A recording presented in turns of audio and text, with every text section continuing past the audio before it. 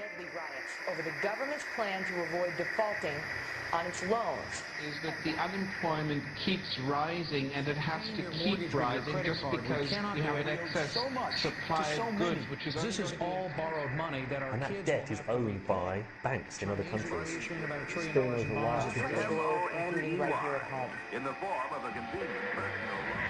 A filter cigarette that delivers the taste, and 45 malt liquor. Are you hot? Quite some time ago, by a second America is sponsoring I first learned it from my grandmother. Now, my grandmother was a wonderful person. She taught me how to play the game Monopoly. She understood that the name of the game is to acquire. She would accumulate everything she could, and eventually she became the master of the board. And then she would always say the same thing to me. She'd look at me and she'd say, "One day, you'll learn to play the game."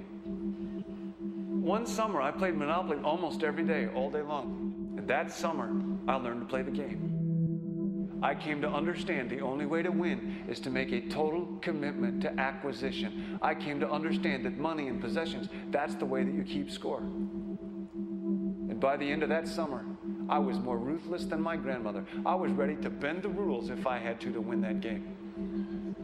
And I sat down with her to play that fall.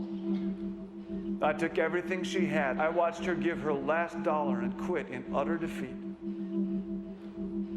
And then she had one more thing to teach me. Then she said,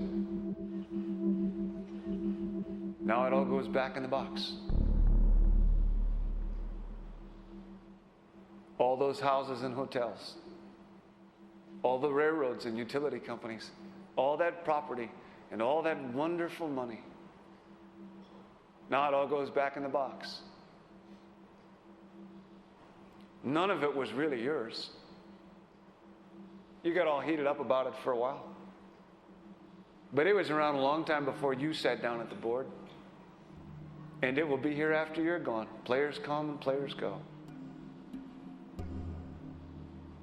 Houses and cars, titles and clothes, even your body.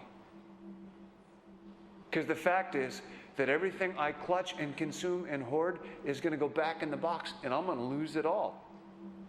You have to ask yourself, when you finally get the ultimate promotion, when you've made the ultimate purchase, when you buy the ultimate home, when you have stored up financial security and climbed the ladder of success to the highest rung you can possibly climb it, and the thrill wears off, and it will wear off, then what? How far do you have to walk down that road before you see where it leads? Surely you understand, it'll never be enough. So you have to ask yourself the question, what matters?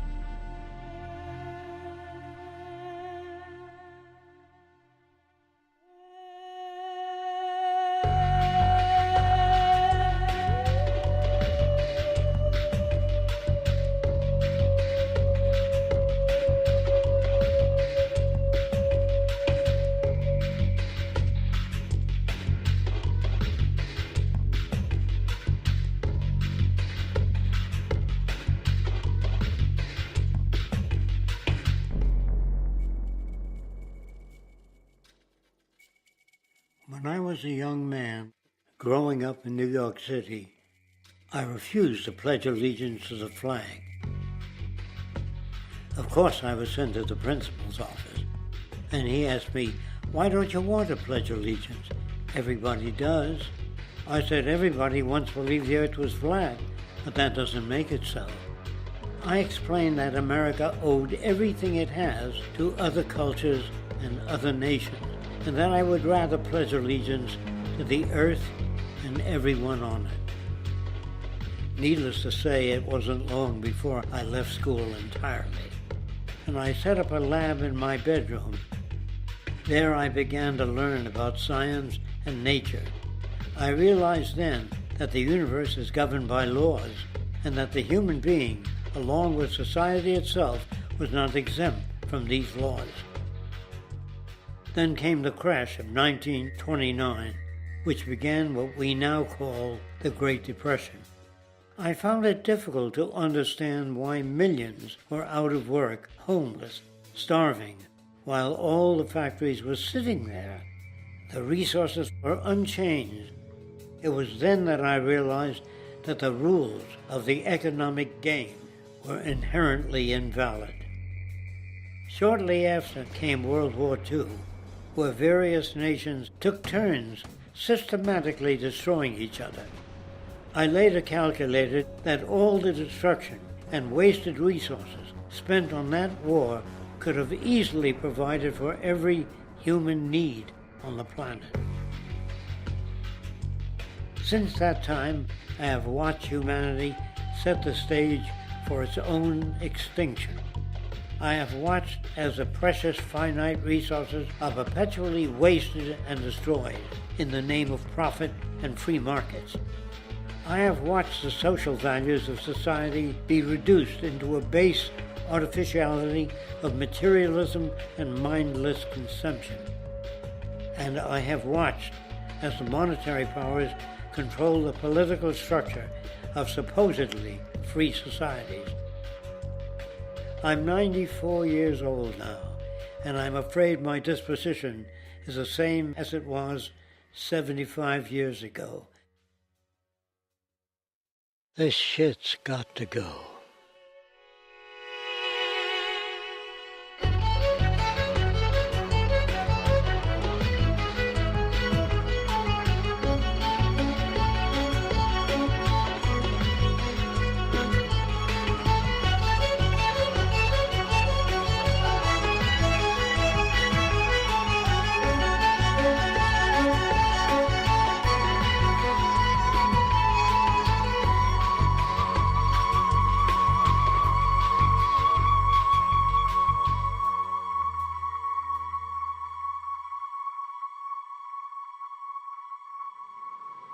So you're a scientist, and somewhere along the way, hammered into your head is the inevitable nature versus nurture, and that's at least up there with Coke versus Pepsi or Greeks versus Trojans.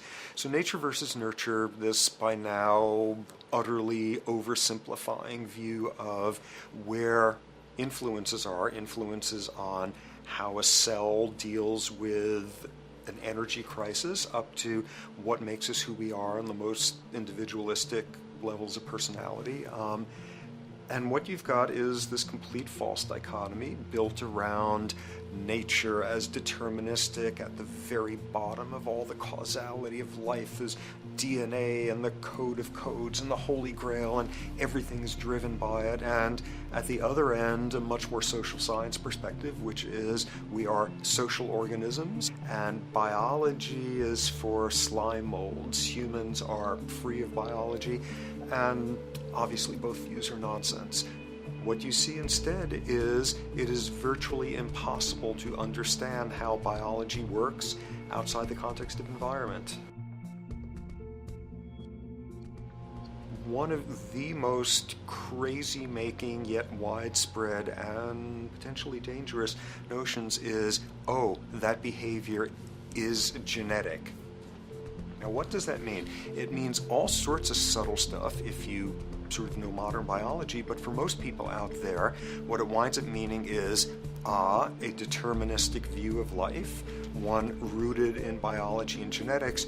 Genes equal things that can't be changed.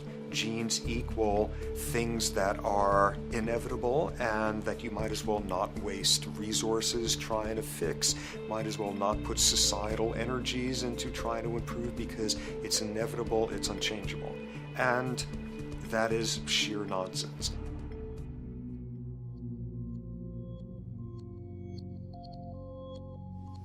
It is widely thought that conditions like ADHD are genetically programmed, conditions like schizophrenia are genetically programmed. The truth is the opposite. Nothing is genetically programmed. They're very rare diseases. I mean, a small handful, extremely sparsely represented in the population that are truly genetically determined. Most complex conditions might have a predisposition that is a genetic component, but a predisposition is not the same as a predetermination. The whole search for the source of diseases in the genome was doomed to failure before anybody even thought of it, because most diseases are not genetically predetermined. Heart disease, cancer, strokes, rheumatoid conditions, autoimmune conditions in general, mental health conditions, addictions, these are none of them genetically determined. Breast cancer, for example, out of 100 women with breast cancer, only 7 will carry the breast cancer genes. 93 do not. And out of 100 women who do have the genes, not all of them will get cancer.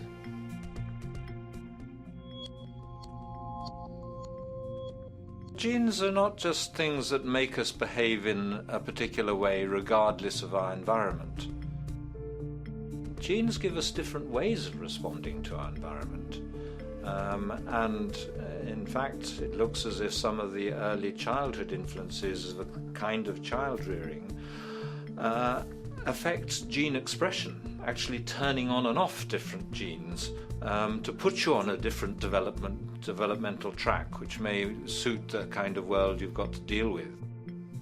So, for example, a study done in Montreal with suicide victims looked at autopsies of the brains of these people. And it turned out that if a suicide victim, these are usually young adults, had been abused as children, the abuse actually caused a genetic change in the brain that was absent in the brains of people who had not been abused. That's an epigenetic effect. Epi means on top of, so that the epigenetic influence is what happens environmentally to either activate or deactivate certain genes. In New Zealand, there's a study that was done in a town called Dunedin, in which a few thousand individuals were studied from birth up to into their 20s. What they found was that they could identify a genetic mutation, an abnormal gene, which did have some relation to the predisposition to commit violence, but only if the individual had also been subjected to severe child abuse. In other words, a child with this abnormal gene would be no more likely to be violent than anybody else, and in fact they actually had a lower rate of violence than people with normal genes, as long as they weren't abused as children. Great additional example of the ways in which genes are not be-all, end-all. Fancy technique where you can take a specific gene out of a mouse, that mouse and its descendants will not have that gene, you have knocked out that gene. So there's this one gene that codes for a protein that has something to do with learning and memory, and this fabulous demonstration, knock out that gene and you have a mouse that doesn't learn as well. Ooh, a genetic basis for intelligence. What was much less appreciated in that landmark study that got picked up by the media left and right is take those genetically impaired mice and raise them in a much more enriched, stimulating environment than your normal mice in a lab cage, and they completely overcame that deficit. So when one says in a contemporary sense that, oh, this behavior is genetic, to the extent that that's even a valid sort of phrase to use, what you're saying is there is a genetic contribution to how this organism responds to environment. Genes may influence the readiness with which an organism will deal with a certain environmental challenge. That's not the version most people have in their minds. And not to be too soapboxing, but run with the old sort of version of it's genetic, and it's not that far from a history of eugenics and things of that sort.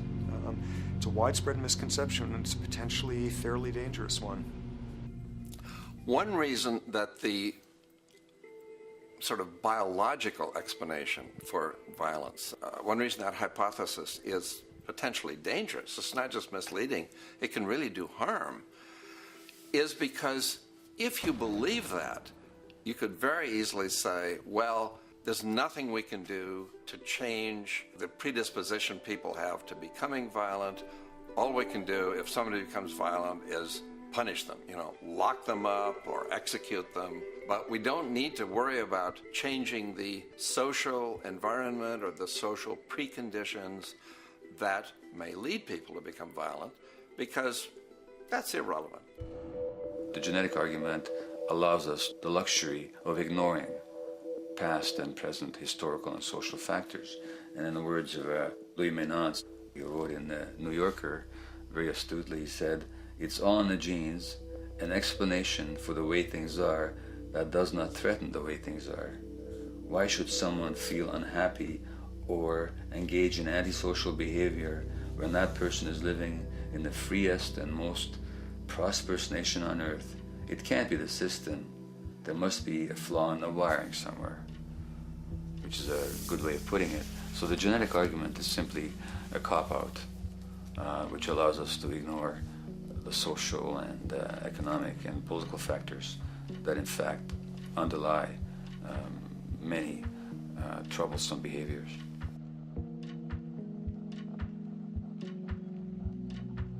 Addictions are usually considered to be a drug-related issue, but looking at it more broadly, I define addiction as any behavior that is associated with craving, with temporary relief, and with long-term negative consequences, along with an impairment of control over it, so that the person wishes to give it up or promises to do so, but can't follow through.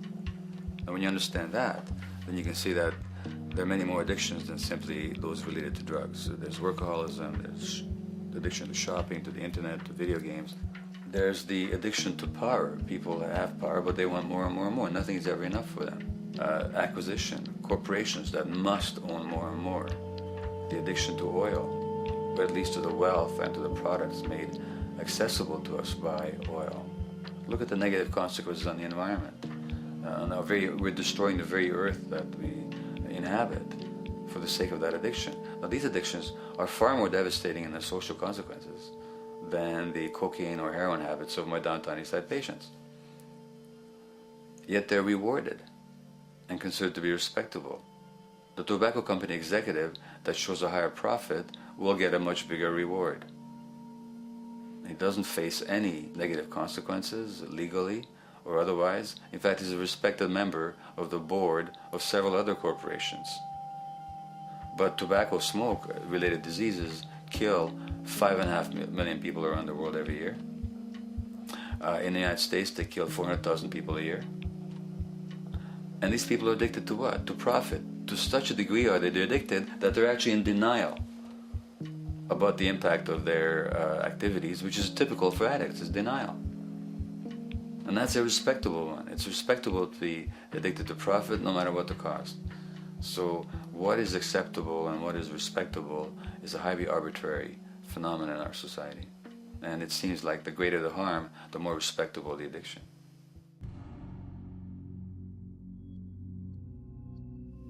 There's a general myth that drugs in themselves are addictive. In fact, the war on drugs is predicated on the idea that if you interdict the sources of drugs, you can deal with addiction that way.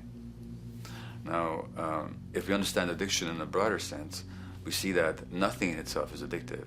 No substance, no drug is by itself addictive, and no behavior is by itself addictive. Many people can go shopping without becoming shopaholics. Not everybody becomes a food addict.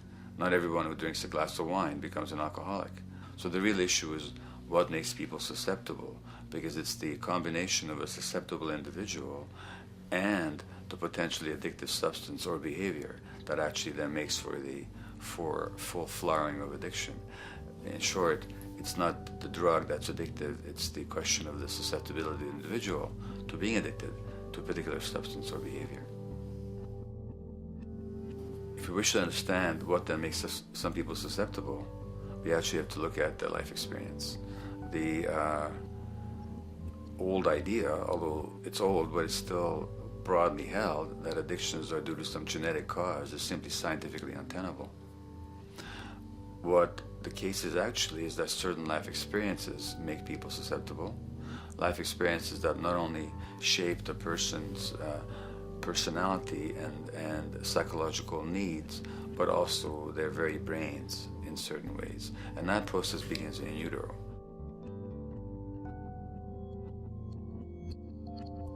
It's been shown, for example, that if you stress mothers during pregnancy, their children are more likely to have traits that predispose them to addictions. And that's because development is shaped by the psychological and social environment.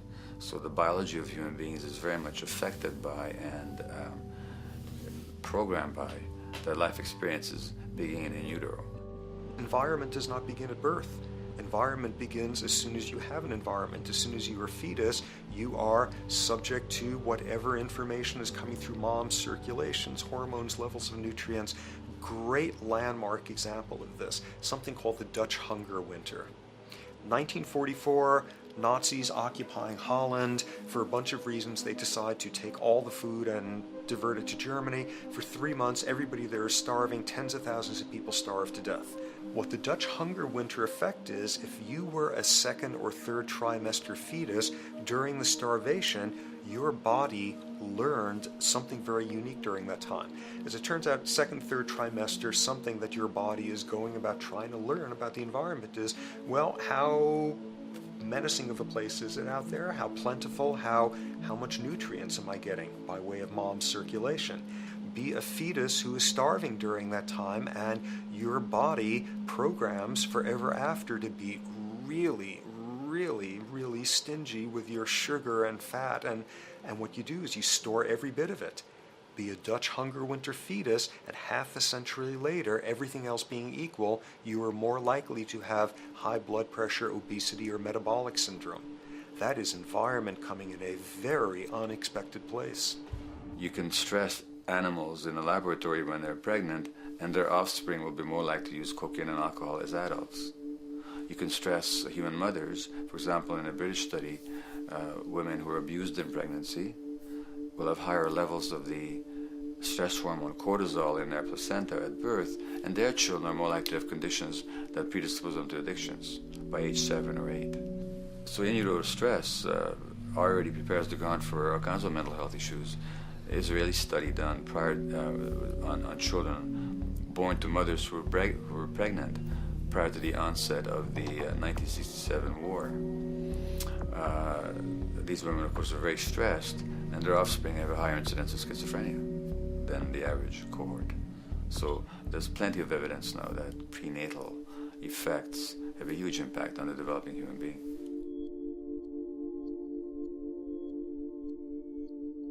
The point about human development, and specifically human brain development, is that it occurs mostly under the impact of the environment and mostly after birth.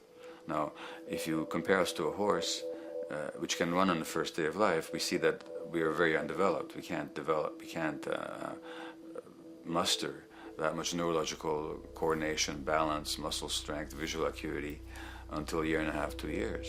And that's because the brain development that in the horse happens in the safety of the womb, in a human being has to happen after birth. And that has to do with simple evolutionary logic. As the head gets larger, which is what makes us into human beings, the burgeoning of the forebrain is what creates the human species, actually. At the same time, we walk on 2 legs, so our pelvis narrows to accommodate that. So now we have a narrower pelvis, a larger head. Bingo, we have to be born prematurely. And that means that the brain development that in other animals occurs in utero, in us, occurs after birth. And much of that under the impact of the environment. And The concept of neural Darwinism simply means that the circuits that get the appropriate input from the environment will develop optimally, and the ones that don't will either not develop optimally or perhaps not at all. If you take a child with perfectly good eyes at birth and you put him in a dark room for 5 years, he'll be blind thereafter for the rest of his life, because the circuits of vision require light waves for their development. And without that, even the rudimentary circuits present and active at birth will atrophy and die, and new ones will not develop. There's a significant way in which early experiences shape adult behavior, and even and especially early experiences for which there's no recall memory. It turns out that there are two kinds of memory. There is explicit memory, which is recall. This is when you can call back facts, details, episodes, circumstances.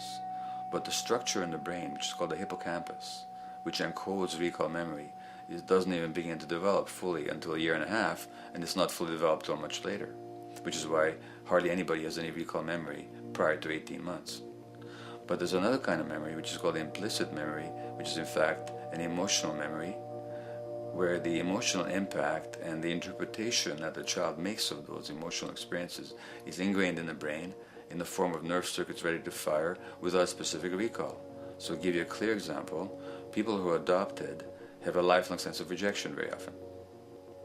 They can't recall the adoption, they can't recall the separation from birth mother, because there's nothing there to recall with. But the emotional memory of separation and rejection is deeply embedded in their brains. Hence, they're much more likely to experience a sense of rejection and a great emotional upset when they perceive themselves as being rejected than other people. That's not unique to people who are adopted, but it's particularly strong in them because of this function of implicit memory. People who are addicted, given that they, according to all the research literature, certainly in my experience, the hardcore addicts virtually were all significantly abused as children or suffered severe emotional loss. Their emotional or implicit memories are those of a world that's not safe and not helpful, caregivers who are not to be trusted, and relationships that are not safe enough to open up to vulnerably. And hence their responses tend to be to keep themselves separate from really intimate relationships, not to trust caregivers, doctors, and other people who are trying to help them, and generally see the world as an unsafe place. And that's strictly a function of implicit memory, which sometimes has to do with incidents they don't even recall.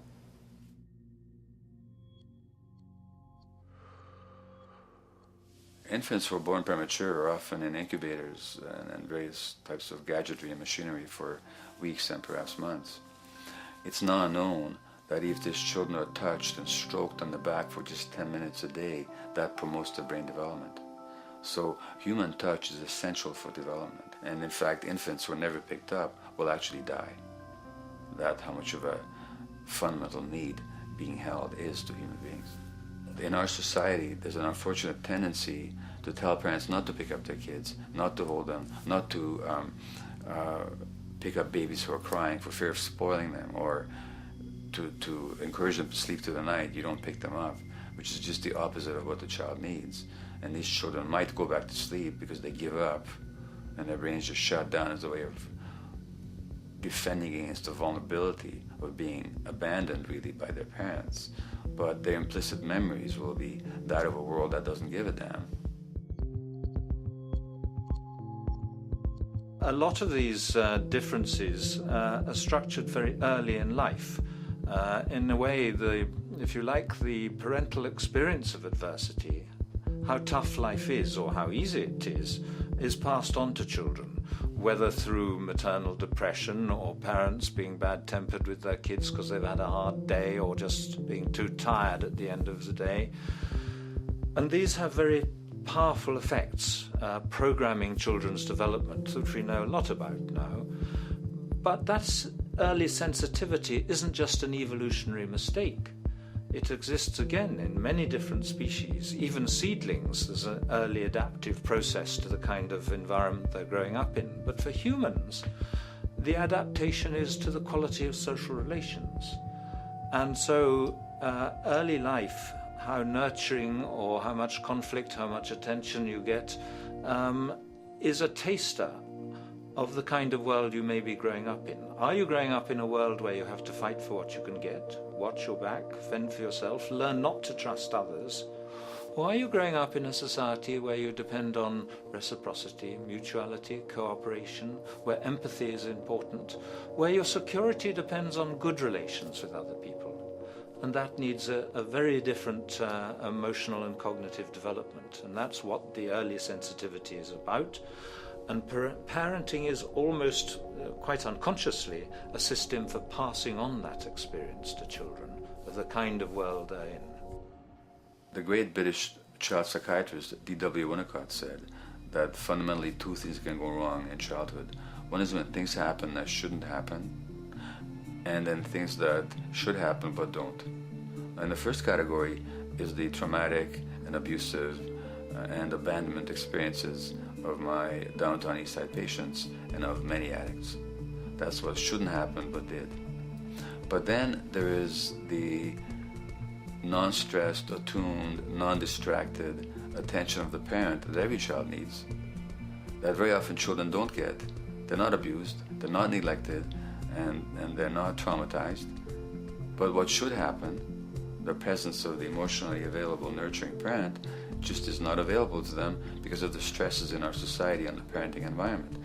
And the psychologist Alan Shore calls that proximal abandonment, when the parent is physically present but emotionally absent.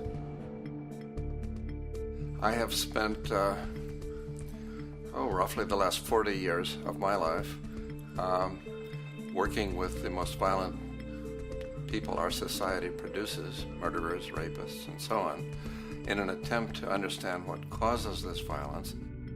I discovered that the most violent of the criminals in our prisons had themselves been victims of a degree of child abuse that was beyond the scale of what I ever thought of applying the term child abuse to. I had no idea of the depth of the depravity with which children in our society are all too often treated. The most violent people I saw were themselves the survivors of their own attempted murder, often at the hands of their parents or other people in their social environment, or were the survivors of family members who'd been killed, their closest family members, by other people. The Buddha argued that everything depends on everything else. He says the one contains the many and the many contains the one. That you can't understand anything in isolation from its environment. The leaf contains the sun, the sky, and the earth, obviously.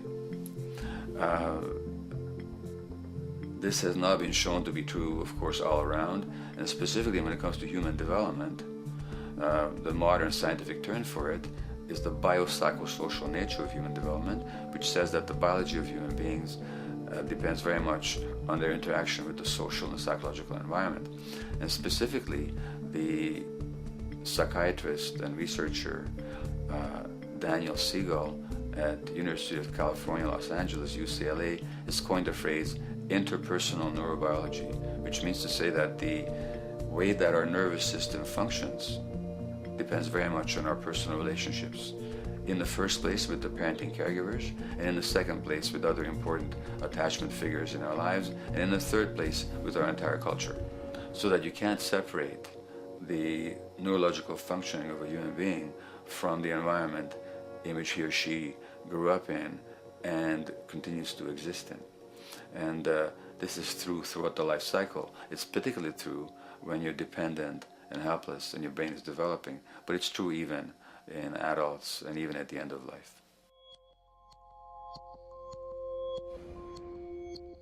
Human beings have lived in almost every kind of society, from the most egalitarian, hunting and gathering societies seem to have been very egalitarian, for instance, based on food sharing, gift exchange.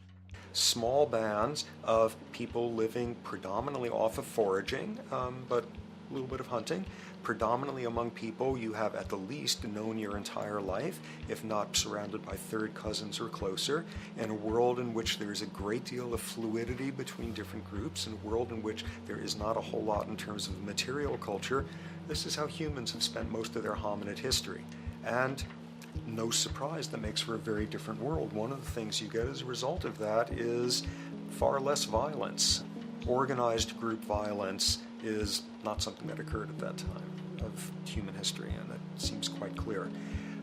So where did we go wrong? Violence is not universal. It's not symmetrically distributed throughout the human race. There is a huge variation in the amount of violence in different societies. There are some societies that have virtually no violence. There are others that destroy themselves. Some of the Anabaptist religious groups that are complete, strict pacifists, like the Amish, the Mennonites, the Hutterites. Among some of these groups, the Hutterites, there are no recorded cases of homicide. During our major wars, like World War II, where people were being drafted, they would refuse to serve in the military. They would go to prison rather than serve in the military. In the kibbutzim in Israel, the level of violence is so low that the criminal courts there will often send violent offenders, people who've committed crimes, to live on the kibbutzim in order to learn how to live a nonviolent life, because that's the way people live there. So we are amply shaped by society. Our societies, in the broader sense, including our theological, our metaphysical, our linguistic influences, etc., our societies help shape us as to whether or not we think life is basically about sin or about beauty, whether the afterlife will carry a price for how we live our lives or if it's irrelevant. In a broad sort of way, different large societies could be termed as individualistic or collectivist, and you get very different people and different mindsets, and I suspect different brains coming along with that. We in America are in one of the most individualistic of societies, and capitalism being a system that allows you to go higher and higher up a potential pyramid, and the deal is it comes with fewer and fewer safety nets. By definition, the more stratified a society is, the fewer people you have as peers, the fewer people with whom you have symmetrical, reciprocal relationships, and instead all you have are differing spots and endless hierarchies. And a world in which you have few reciprocal partners is a world with a lot less altruism.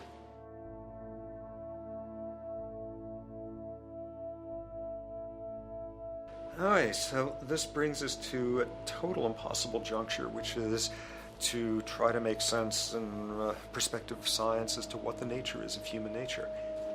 You know, on a certain level, the nature of our nature is not to be particularly constrained by our nature. We come up with more social variability than any species out there, more systems of belief, of styles of family structures, of ways of raising children. The capacity for variety that we have is extraordinary. In a society which is predicated on competition and really very often the ruthless exploitation of one human being by another, the profiteering of other people's problems, and very often the creation of problems for the purpose of profiteering, the ruling ideology will very often justify that behavior by appeals to some fundamental and unalterable human nature. So the myth in our society is that people are competitive by nature, and that they're individualistic, and that they're selfish. The real reality is quite the opposite. We have certain human needs. The only way that you can talk about human nature concretely is by recognizing that there's certain human needs. We have a human need for companionship and for close contact, to be loved, to be attached to be accepted, to be seen, to be received for who we are. If those needs are met, we develop into people who are compassionate and cooperative and who have empathy for other people. So the opposite that we often see in our society is in fact the distortion of human nature, precisely because so few people have their needs met.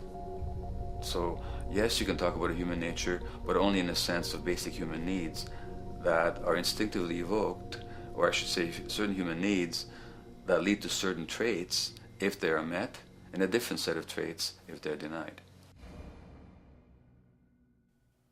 So, When we recognize the fact that the human organism, which has a great deal of adaptive flexibility, allowing us to survive in many different conditions, is also rigidly programmed for certain environmental requirements or human needs, a social imperative begins to emerge. Just as our bodies require physical nutrients, the human brain demands positive forms of environmental stimulus at all stages of development, while also needing to be protected from other negative forms of stimulus.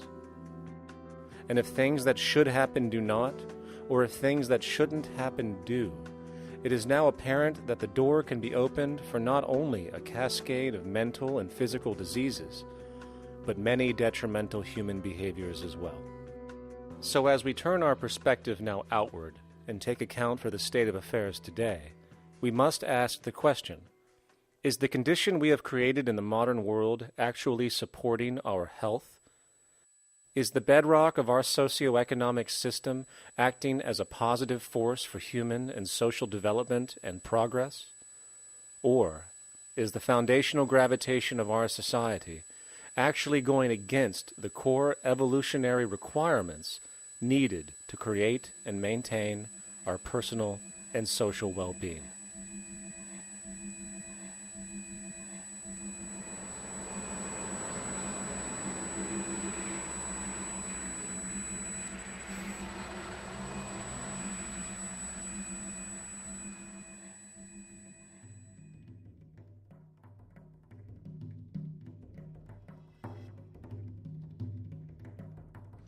So one might ask, where did this all begin?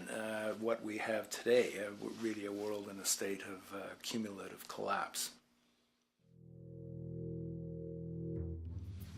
You get it started with John Locke.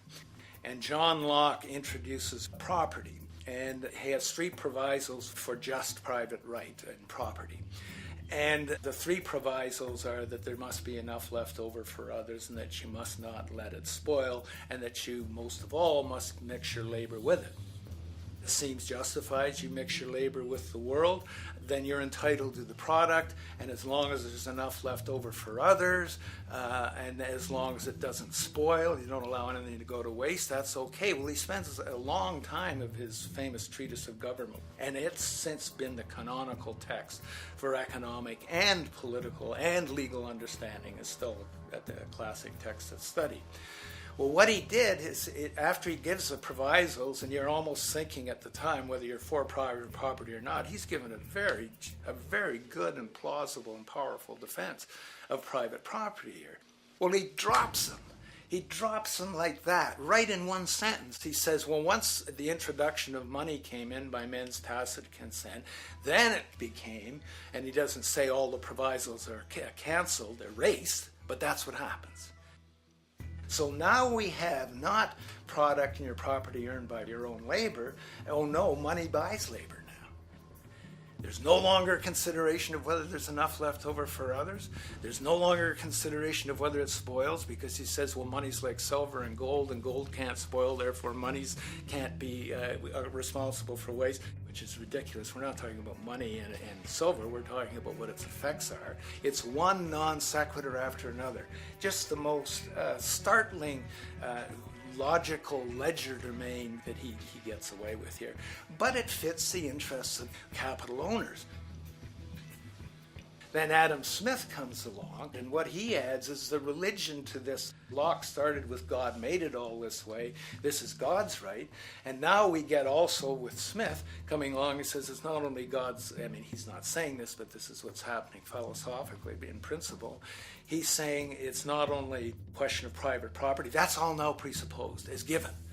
And that there's money investors that buy labor, given. That there's no limit to how much they can buy of other men's labor, how much they can accumulate, how much inequality, that's all given now. And so he comes along, and what his big idea is, and again, it's just introduced in parentheses, en passant. You know, when people put out the goods for sale and others, you know, the supply, and other people buy them with the demand and so forth, how do we have supply equaling demand or demand equaling supply? How can they come into equilibrium? And that is one of the central notions of economics, is how do they come into equilibrium? And he says it's the invisible hand of the market that brings them into equilibrium. So now we have God is actually immanent. He just didn't give the rights to property and how, all its wherewithal and its natural rights of doing all that Locke said. Now we have the system itself as God. In fact, Smith says, when he talks, and you'll never find this quoted, you'll have to read the whole of the Inquiry into the Wealth of Nations. He says, the scantiness of subsistence sets limits to the reproduction of the poor, and that nature can deal with this in no other way than elimination of their children. So he anticipated evolutionary theory in the worst sense. This is well before Darwin. And so he called them the race of laborers. So you can see there was inherent racism built in here. There was an inherent acceptance, life blindness to kill innumerable children. And he thought, well, that's the invisible hand making supply meet demand and demand meet supply. So see how wise God is. So you can see a lot of the really virulent, life-destructive, eco-genocidal things that are going on now have, in a way, a thought gene back in Smith too. When we reflect on the original concept of the so-called free market capitalist system, as initiated by early economic philosophers such as Adam Smith, we see that the original intent of a market was based around real, tangible, life-supporting goods for trade. Adam Smith never fathomed that the most profitable economic sector on the planet would eventually be in the arena of financial trading or so-called investment, where money itself is simply gained by the movement of other money in an arbitrary game which holds zero productive merit to society. Yet, regardless of Smith's intent, the door for such seemingly anomalous advents was left wide open by one fundamental tenet of this theory. Money is treated as a commodity in and of itself. Today, in every economy of the world, regardless of the social system they claim, money is pursued for the sake of money and nothing else. The underlying idea, which was mysteriously qualified by Adam Smith with his religious declaration of the invisible hand, is that the narrow, self-interested pursuit of this fictional commodity will somehow magically manifest human and social well-being and progress. The reality is that the monetary incentive interest, or what some have termed the money sequence of value, has now completely decoupled from the foundational life interest, which could be termed the life sequence of value. What has happened is that there's a complete confusion in economic doctrine between those two sequences. They think that the money sequence of value delivers the life sequence of value, and that's why they say if more goods are sold, if GDPs rise and so forth, therefore there'll be more well-being, enhanced well-being. We take the GDP to be basically our indicator of social health. Well, there you see the confusion. It's talking about money sequences of value, that is all the receipts, all the revenues that are derived from selling goods, and they're confusing that with life reproduction, so that you have built right into this thing from the beginning is a complete conflation of the money and life sequences of value. So we're dealing with a kind of structured delusion that becomes more and more deadly as the money sequence decouples from producing anything at all. So it's a system disorder, and the system disorder seems to be fatal.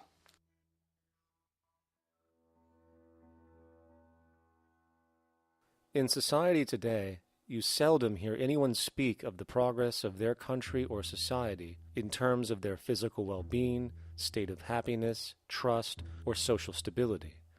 Rather, the measures are presented to us through economic abstractions. We have the gross domestic product, the consumer price index, the value of the stock market, rates of inflation, and so on. But does this tell us anything of real value as to the quality of people's lives? No, all these measures have to do with the money sequence itself and nothing more. For example, the gross domestic product of a country is a measure of the value of goods and services sold. This measure is claimed to correlate to the standard of living of a country's people. In the United States, healthcare accounted for over 17% of GDP in 2009, amounting to over $2.5 trillion spent, hence creating a positive effect on this economic measure. And based on this logic, it would be even better for the U.S. economy if healthcare services increased more so, perhaps to $3 trillion or $5 trillion, since that would create more growth, more jobs, and hence boasted by economists as a rise in their country's standard of living. But wait a minute, what do healthcare services actually represent? Well, sick and dying people. That's right, the more unhealthy people there are in America, the better the economy. Now, that is not an exaggeration or a cynical perspective. In fact, if we step back far enough, you will realize that the GDP not only doesn't reflect real public or social health on any tangible level, it is, in fact, mostly a measure of industrial inefficiency and social degradation. And the more you see it rise, the worse things are becoming with respect to personal, social, and environmental integrity. You have to create problems to create profit. There is no profit under the current paradigm in saving lives, putting balance on this planet, having justice and peace or anything else. There's just no profit there. There's an old saying, pass a law, create a business, whether you're creating a business for a lawyer or whatever. So, crime does create business, just like destruction creates business in Haiti. We have now roughly 2 million people incarcerated in this country, and of those, many of them are in prisons run by private corporations, Corrections Corporation of America, Wackenhut, who trade their stock on Wall Street based upon how many people are in jail. Now that's sickness, but that is a reflection of what this economic paradigm calls for. So what exactly does this economic paradigm call for? What is it that keeps our economic system going? Consumption. Or more accurately, cyclical consumption. When we break down the foundation of classic market economics, we are left with a pattern of monetary exchange that simply cannot be allowed to stop or even substantially slowed, if the society as we know it is to remain operational. There are three main actors on the economic stage: the employee, the employer, and the consumer. The employee sells labor to the employer for income. The employer sells its production services and hence goods to the consumer for income. And the consumer, of course, is simply another role of the employer and employee, spending back into the system to enable the cyclical consumption to continue. In other words, the global market system is based on the assumption that there will always be enough product demand in society to move enough money around at a rate which can keep the consumption process going. And the faster the rate of consumption, the more so-called economic growth is assumed, and so the machine goes. But hold on, I thought an economy was meant to, economize? Doesn't the very term have to do with preservation and efficiency and a reduction of waste? So how does our system, which demands consumption and the more the better, efficiently preserve or economize at all? Well, it doesn't. The intent of the market system is, in fact, the exact opposite of what a real economy is supposed to do, which is efficiently and conservatively orient the materials for production and distribution of life-supporting goods.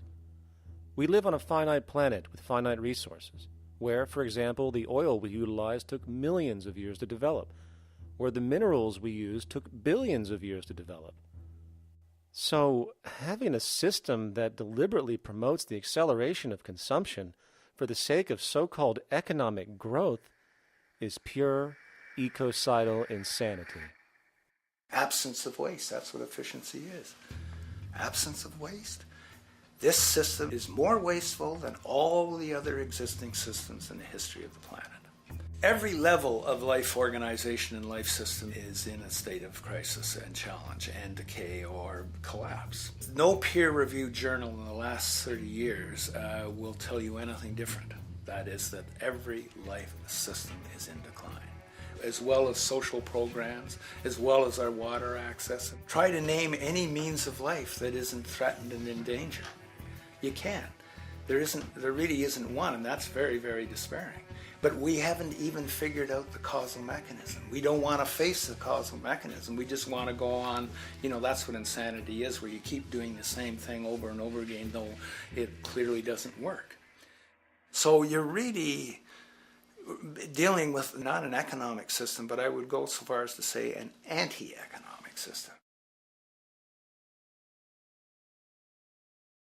There's an old saying that the competitive market model seeks to create the best possible goods at the lowest possible prices.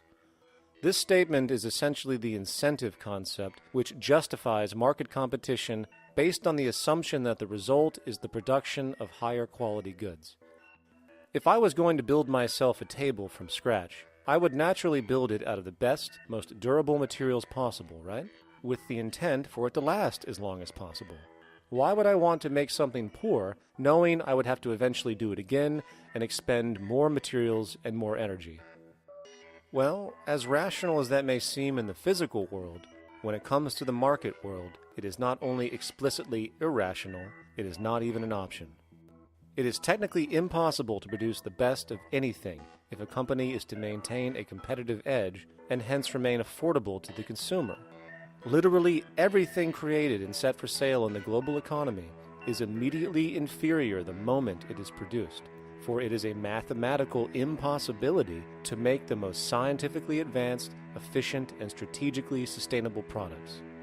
This is due to the fact that the market system requires that cost efficiency, or the need to reduce expenses, exist at every stage of production, from the cost of labor to the cost of materials and packaging, and so on. This competitive strategy, of course, is to make sure the public buys their goods rather than from a competing producer, which is doing the exact same thing to also make their goods both competitive and affordable. This immutably wasteful consequence of the system could be termed intrinsic obsolescence. However, this is only one part of a larger problem. A fundamental governing principle of market economics, one that you will not find in any textbook, by the way, is the following. Nothing produced can be allowed to maintain a lifespan longer than what can be endured in order to continue cyclical consumption. In other words, it is critical that stuff break down, fail, and expire within a certain amount of time. This is termed planned obsolescence. Planned obsolescence is the backbone of the underlying market strategy of every goods-producing corporation in existence.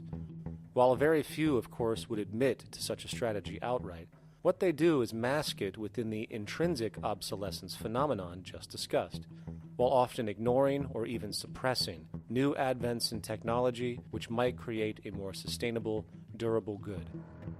So, if it wasn't wasteful enough that the system inherently cannot allow the most durable and efficient goods to be produced, planned obsolescence deliberately recognizes that the longer any good is in operation, the worse it is for sustaining cyclical consumption and hence the market system itself. In other words, product sustainability is actually inverse to economic growth, and hence there is a direct, reinforced incentive to make sure lifespans are short of any given good produced. And in fact, the system cannot operate any other way. One glance at the sea of landfills now spreading across the world show the obsolescence reality.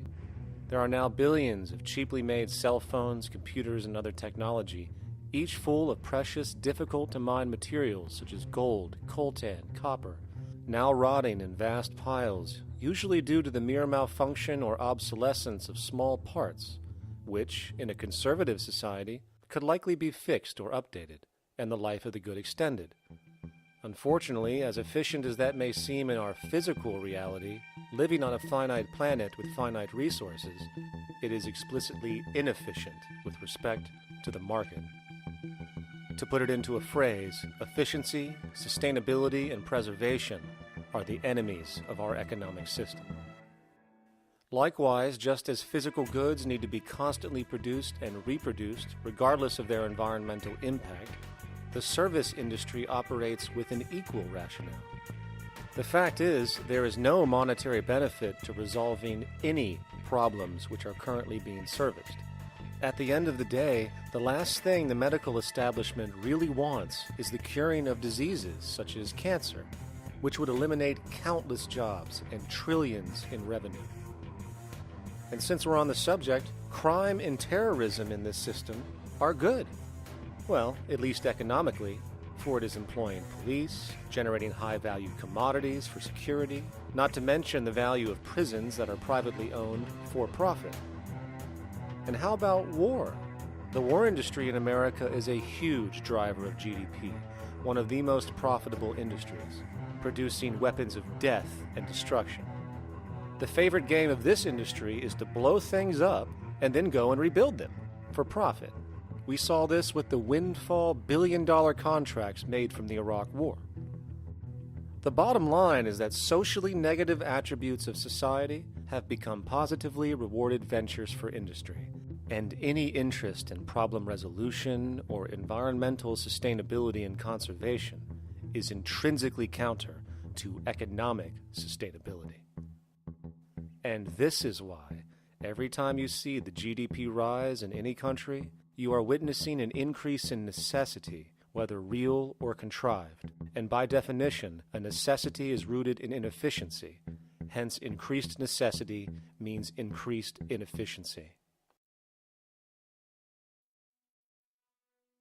The American dream is based on rampant consumerism. It is based upon the fact that mainstream media, and especially commercial advertising, all corporations who need this infinite growth have convinced us or brainwashed most people in America, and hence the world, that we have to have X number of material possessions and the possibility of gaining infinitely more material possessions in order to be happy.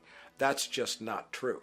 So why do people continue to buy in this way, which is ultimately eco-genocidal in its systemic effects cumulatively?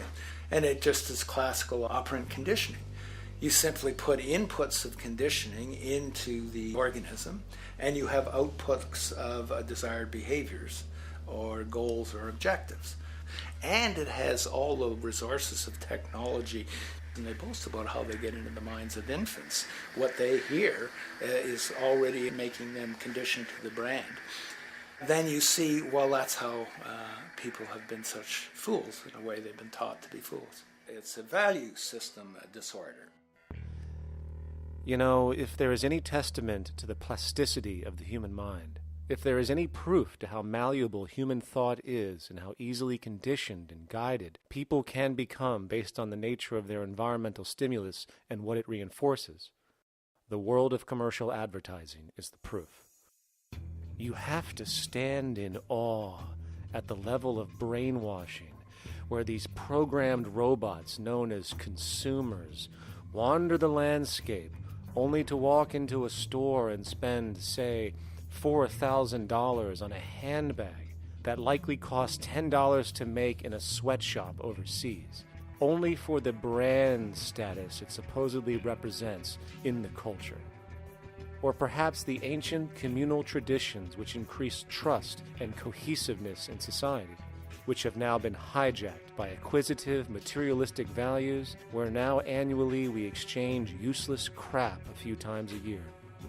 And we might wonder why so many today have a compulsion to shopping and acquisition, when it is clear that they have been conditioned from childhood to expect material goods as a sign of their status with friends and family. The fact is, the foundation of any society are the values that support its operation, and our society, as it exists, can only operate if our values support the conspicuous consumption it requires to continue the market system. 75 years ago, consumption in America and much of the First World was half of what we see today per person. Today's new consumer culture has been manufactured and imposed due to the very real need for higher and higher levels of consumption. And this is why most corporations now spend more money on advertising than the actual process of product creation itself. They work diligently to create a false need for you to fill, and it happens to work. You know, economists are in fact not economists at all. They're propagandists of money value. And you'll find that all their models basically get down to token exchanges that are to the profit of one side or both sides or whatever, but they're completely disconnected from the actually existing world of reproduction. In Ohio, an old man failed to pay his electric bill. You may be familiar with the case. And the electric company turned off the electricity and he died. The reason they turned it off was because it wouldn't have been profitable for them to keep it on because he didn't pay his bill. Do you believe that was right? The responsibility really lies not on the electric company for turning it off, but on those of this man's neighbors and friends and associates who are not charitable enough to enable him as an individual to meet the electric bill. Did I hear that right? Did he just say the death of a man caused by not having money was the responsibility of other people, or in effect, charity? Well then, I guess we're going to need a whole lot of infomercials, little miserable coin slot donations for bodega counters, and a bunch of pickle jars for the billion people now starving to death on this planet because of the very system Milton Friedman promotes. Whether you are dealing with the philosophies of Milton Friedman, F.A. Hayek, John Maynard Keynes, Ludwig von Mises, or any other major market economist, the basis of rationale rarely leaves the money sequence. It is like a religion. Consumption analysis, stabilization policies, deficit spending, aggregate demand. It exists as a never-ending, self-referring, self-rationalizing circle of discourse where universal human need, natural resources, or any form of physical life-supporting efficiency is ruled out by default and replaced by the singular notion that humans seeking advantage over each other for money alone, motivated by their own narrow self-interest, will magically create a sustainable, healthy, balanced society. There is no life coordinate in this whole theory, this whole doctrine. What are they doing? What are they doing? What they're doing is tracking money sequences. That's all it is tracking money sequences, presupposing everything that matters. One, that there's no life coordinates. Wow, no life coordinates. Two, that all the agents are self-maximizing preference seekers. That is, they think of nothing other than themselves and what they can get most for themselves. That's the notion, that's the ruling notion of rationality. Self-maximizing choice. And the only thing that they're interested in self-maximizing is money or commodities. Well, where does social relations come in? It doesn't, except in the exchange to self-maximize. Where do our natural resources come in? They don't, except to exploit.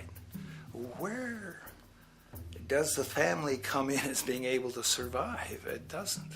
They have to have money in order to purchase any good. Well, shouldn't an economy deal somewhere with human need? Isn't that what the fundamental issue is, to satisfy human needs? Oh, need isn't even in your lexicon. You dissolve it into wants. And what is a want? That means money demand that wants to buy. Well, if it's money demand that wants to buy, it's got nothing to do with need, because it may be the person has no money demand and desperately needs, say, water supply. Or it may be money demand wants a gold toilet seat. Well, where does it all go? To the gold toilet seat. And you call this economics? Like, it's really, when one thinks of it, it's got to be the most bizarre delusion in the history of human thought.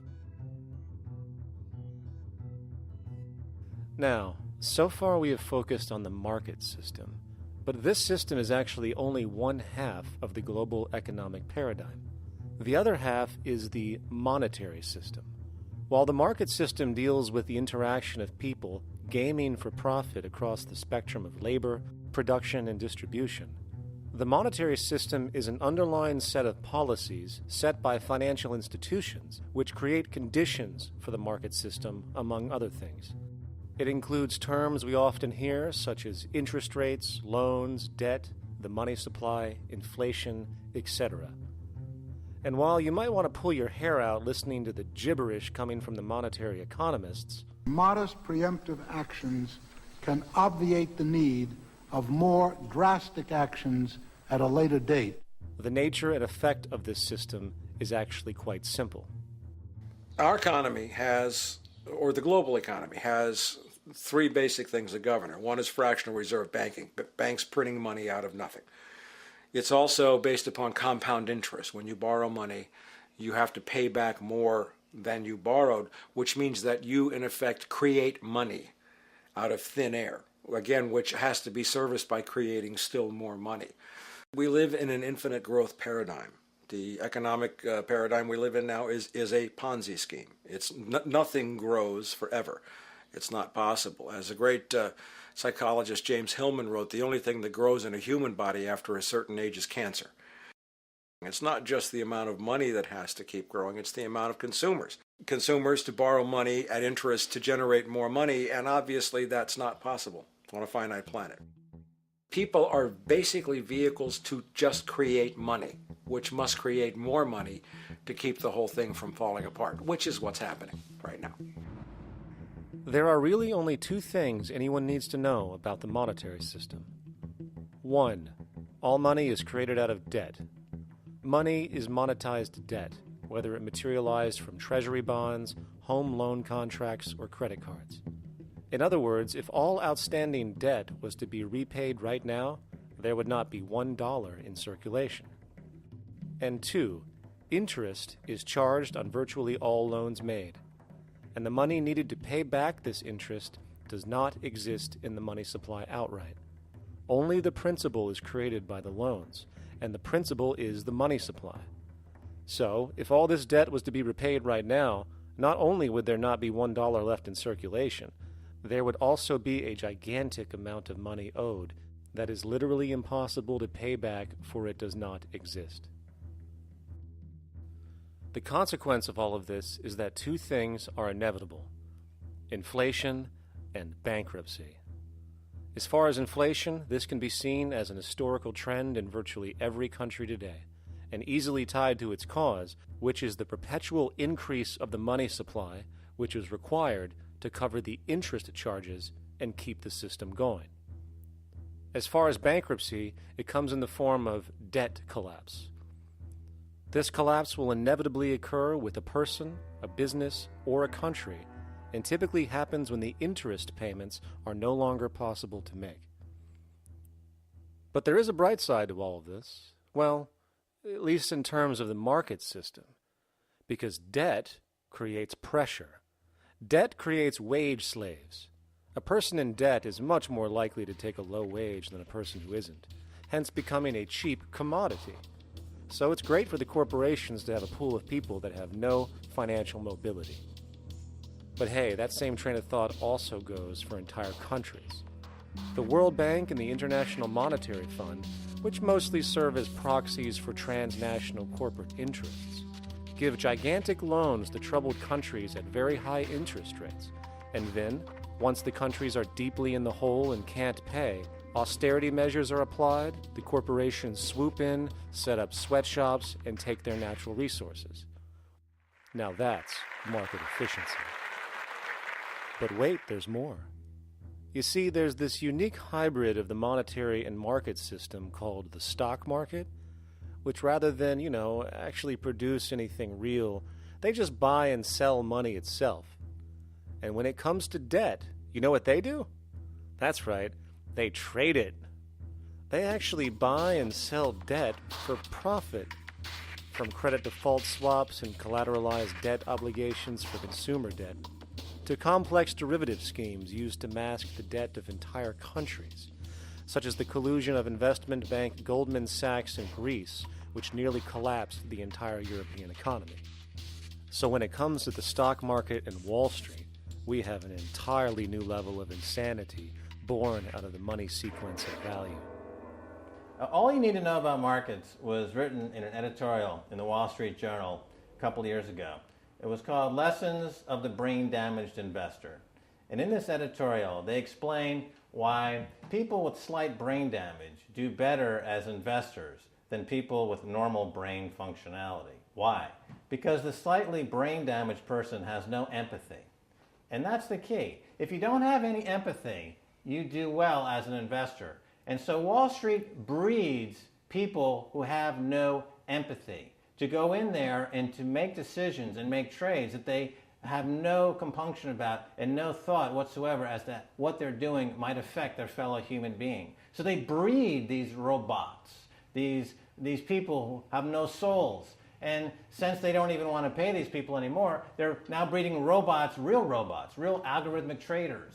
Goldman Sachs in the high-frequency trading scandal. They put a computer next to the exchange, the New York Stock Exchange. This computer, this co-located computer, as they call it, it front-runs all the trades on the exchange, and it hits the exchange with volumes of orders in ways that scalp pennies and nickels away from the exchange. It's like they're siphoning money all day long. They went one quarter last year, 30 or 60 straight days without a single down day and made millions of dollars every single day. Is that because, well, that's statistically impossible. When I worked on Wall Street, the way it works is everyone kicks upstairs the bribes. The brokers bribe to the office manager bribes to the regional sales manager bribes to the national sales manager. It's a common understanding. At Christmas, who gets the biggest bonus at Christmas in an average brokerage office? The compliance officer. The compliance officer sits there all day long. He's supposed to be making sure you don't violate any of the margin rules and you're complying with the law. Of course, yeah, to the extent that you can bribe the compliance officer, yeah, that's right, you are complying with the law. So how does fraud has become the system? It's no longer a byproduct. It is the system. You know, it's like that old Woody Allen joke. He says, "Doctor, my brother thinks he's a chicken." And the doctor says, "Take a pill, and that should cure the problem." And he says, "No, doctor, you don't understand. We need the eggs." Okay? So the trading of fraudulent claims back and forth between banks to generate fees, to generate bonuses, has become the GDP producing growth engine of the United States economy, even though they're essentially trading fraudulent claims that there's absolutely no hope of ever paying back. They're processing and generating and resecuritizing nothing. If I write $20 billion on a cocktail napkin and I sell it to JP Morgan, while JP Morgan writes $20 billion on a cocktail napkin, and we swap those two cocktail napkins at a bar, and we each pay ourselves 1/4% in a fee, we make a lot of money for our Christmas bonus. We each have on our books a $20 billion cocktail napkin, which has no real value until such time as the system is no longer able to absorb bogus cocktail napkins, in which case we go to the government to get bailed out. And because of Wall Street and the global stock market, there are now conservatively about $700 trillion of outstanding fraudulent claims known as derivatives, still waiting to collapse, a value amounting to over 10 times the gross domestic product of the entire planet. And while we have seen the bailouts of corporations and banks by governments, which of course comedically borrow their money from banks to begin with, we are now seeing attempts to bail out whole countries by conglomerates of other countries through the international banks. But how do you bail out a planet? There is no country out there that isn't now saturated in debt. The cascade of sovereign debt defaults we have seen can only be the beginning when the math is taken into account. It has been estimated in the United States alone that income tax would need to be raised to 65% per person just to cover the interest in the near future. Economists are now foreshadowing that within a few decades, 60% of the countries on the planet will be bankrupt. But hold on, let me get this straight. The world is going bankrupt, whatever the hell that means, because of this idea called debt, which doesn't even exist in the physical reality. It's only part of a game that we've invented. And yet the well-being of billions of people is now being compromised.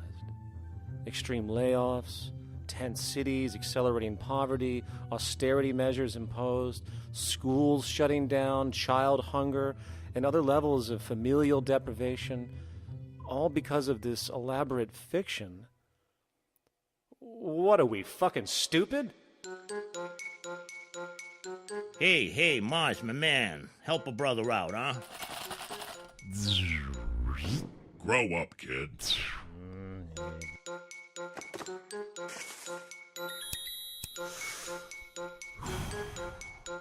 Saturn, what's up, man? You remember that smoking nebula I hooked you up with a while back? Listen, Earth, we're getting really tired of you. You've been given everything, and yet you waste it all. You got plenty of resources, and you know it. Why don't you grow up and learn some responsibility, for Christ's sake? You're making your mother miserable.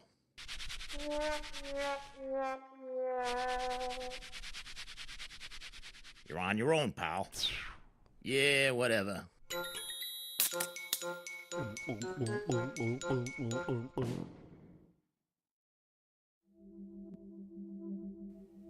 Now, all of this considered, from the waste machine known as the market system to the debt machine known as the monetary system, hence creating the monetary market paradigm which defines the global economy today, there is one consequence that runs through the entire machine: inequality.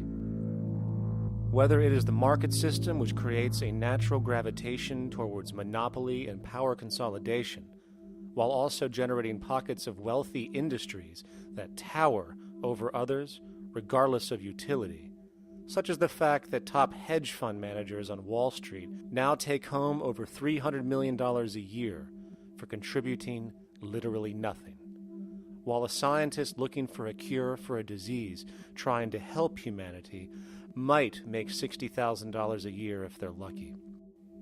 Or whether it is the monetary system, which has class division built right into its structure. For example, if I have $1 million to spare and I put it into a CD at 4% interest, I will make $40,000 a year. No social contribution, no nothing. However, if I'm a lower class person and have to take loans to buy my car or home, I am paying in interest, which, in abstraction, is going to pay that millionaire with the 4% CD. This stealing from the poor to pay the rich is a foundational, built-in aspect of the monetary system, and it could be labeled structural classism. Of course, historically, social stratification has always been deemed unfair, but obviously accepted overall as now 1% of the population owns 40% of the planet's wealth. But, material fairness aside, there is something else going on underneath the surface of inequality, causing an incredible deterioration in public health as a whole. Well, I think people are often puzzled by the contrast between the material success of our societies, unprecedented levels of wealth, and the many social failings. I mean, you know, if you look at the rates of drug abuse or violence or self-harm amongst kids or mental illness, there's clearly something going deeply wrong with our societies. What the data that I've been describing does is simply shows that intuition that people have had for hundreds of years, that inequality is divisive and socially corrosive, that intuition is truer than I think we ever imagined. There are very powerful psychological and social effects of inequality, more to do, I suppose, with feelings of superiority and inferiority, that kind of division, and maybe going with the sort of respect, disrespect, people feeling looked down on at the bottom, which, by the way, is why violence is more common in more unequal societies. It's the trigger to violence is so often people feeling looked down on and disrespected. If there is one principle I can emphasize that is the most important principle underlying the prevention of violence, it would be equality. The single most significant factor that affects the rate of violence is the degree of equality versus the degree of inequality in that society. So what one's looking at is a sort of general social dysfunction. It's not just one or two things that go wrong as inequality increases. It seems to be everything, whether we're talking about crime or health or mental illness or whatever. One of the really disturbing findings out in public health there is never ever make the mistake of being poor or being born poor. Your health pays for it in endless sorts of ways, something known as the health socioeconomic gradient. As you move down from the highest strata in society in terms of socioeconomic status, every step down, health gets worse for umpteen different diseases. Life expectancy gets worse, infant mortality rate, everything you could look at. So a huge issue has been, why is it that this gradient exists? totally simple, obvious answer, which is if you are chronically sick, you're not going to be very productive, so health causes drive socioeconomic differences. Not that in the slightest. On the very simple level that you could look at socioeconomic status of a 10-year-old, and that's going to predict something about their health decades later. So that's the direction of causality. Next one, what's it about? Oh, it's perfectly obvious. Poor people can't afford to go to the doctor. It's healthcare access. It's got nothing to do with that, because you see these same gradients in countries with universal healthcare, socialized medicine. Okay, next simple explanation. Oh, on the average, the poorer you are, the more likely you are to smoke, to drink, to all sorts of lifestyle risk factor stuff. Yeah, those contribute, but careful studies have shown that explains maybe about a third of the variability. So what's left? And what's left is having a ton to do with the stress of poverty. So the poorer you are, starting off being, the person who's $1 income behind Bill Gates, the poorer you are in this country, on the average, the worse your health is. This tells us something really important.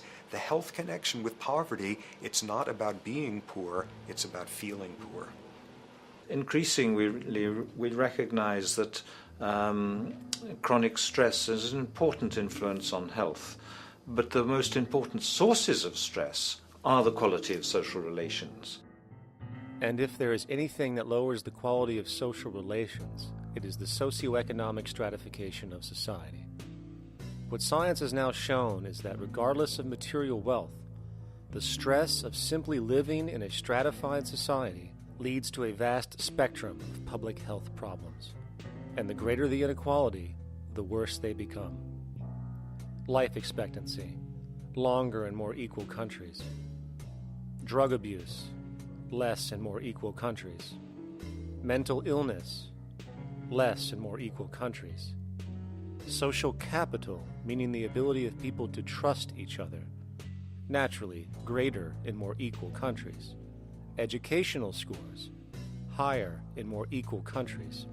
Homicide rates, less in more equal countries. Crime and rates of imprisonment, less in more equal countries. It goes on and on. Infant mortality, obesity, teen birth rate, less in more equal countries. And perhaps most interesting, innovation, greater in more equal countries, which challenges the age-old notion that a competitive, stratified society is somehow more creative and inventive. Moreover, a study done in the UK called the Whitehall Study confirmed that there is a social distribution of disease as you go from the top of the socioeconomic ladder to the bottom. For example, it was found that the lowest rungs of the hierarchy had a 4-fold increase of heart disease-based mortality compared to the highest rungs. And this pattern exists irrespective of access to health care. Hence, the worse a person's relative financial status, the worse their health is going to be on average. This phenomenon is rooted in what could be termed psychosocial stress, and it is at the foundation of the greatest social distortions plaguing our society today. Its cause? The monetary market system. Make no mistake, the greatest destroyer of ecology, the greatest source of waste and depletion and pollution, the greatest purveyor of violence, war, crime, poverty, animal abuse, and inhumanity, the greatest generator of social and personal neuroses, mental disorders, depression, anxiety, not to mention the greatest source of social paralysis, stopping us from moving into new methodologies for personal health, global sustainability, and progress on this planet, is not some corrupt government or legislation, not some rogue corporation or banking cartel, not some flaw of human nature, and not some secret hidden cabal that controls the world. It is, in fact, the socio-economic system itself at its very foundation.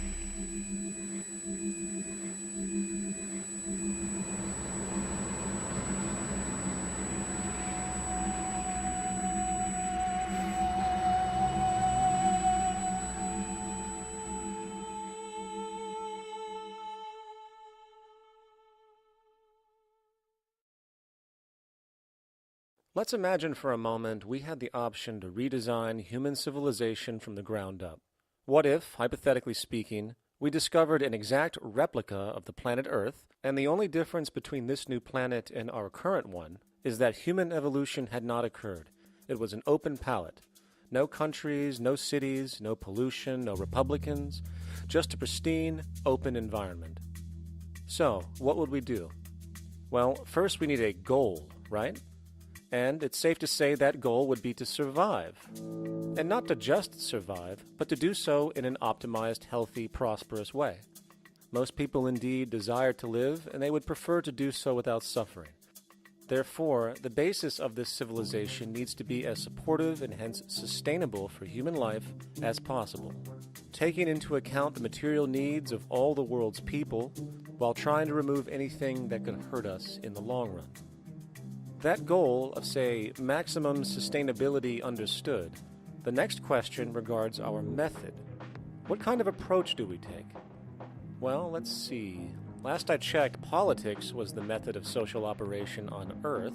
So what do the doctrines of the Republicans, liberals, conservatives, or socialists have to say about societal design?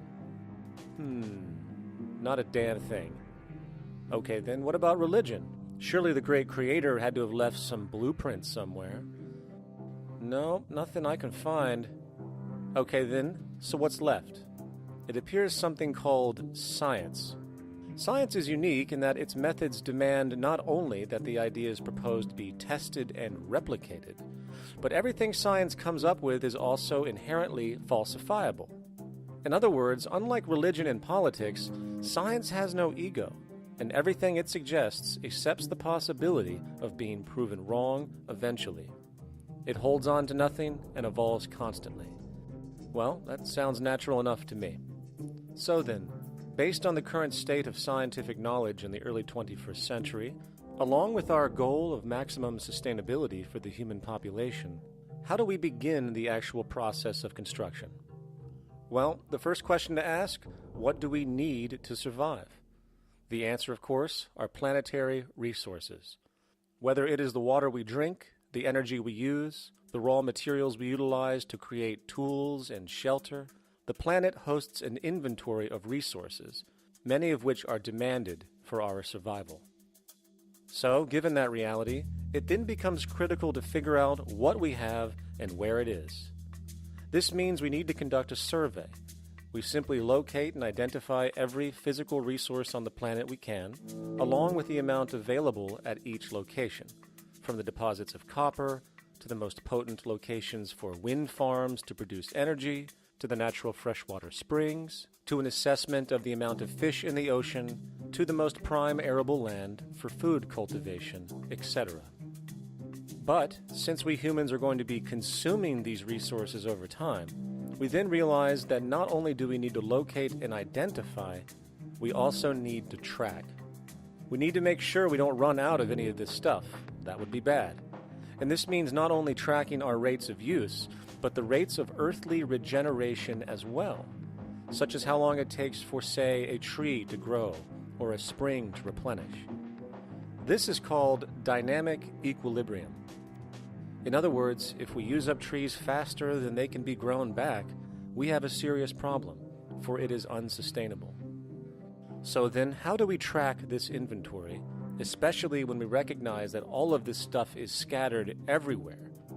We have large mineral mines in what we call Africa, energy concentrations in the Middle East, huge tidal power possibilities on the Atlantic coast of North America, the largest supply of freshwater in Brazil, etc. Well, once again, good old science has a suggestion. It's called systems theory.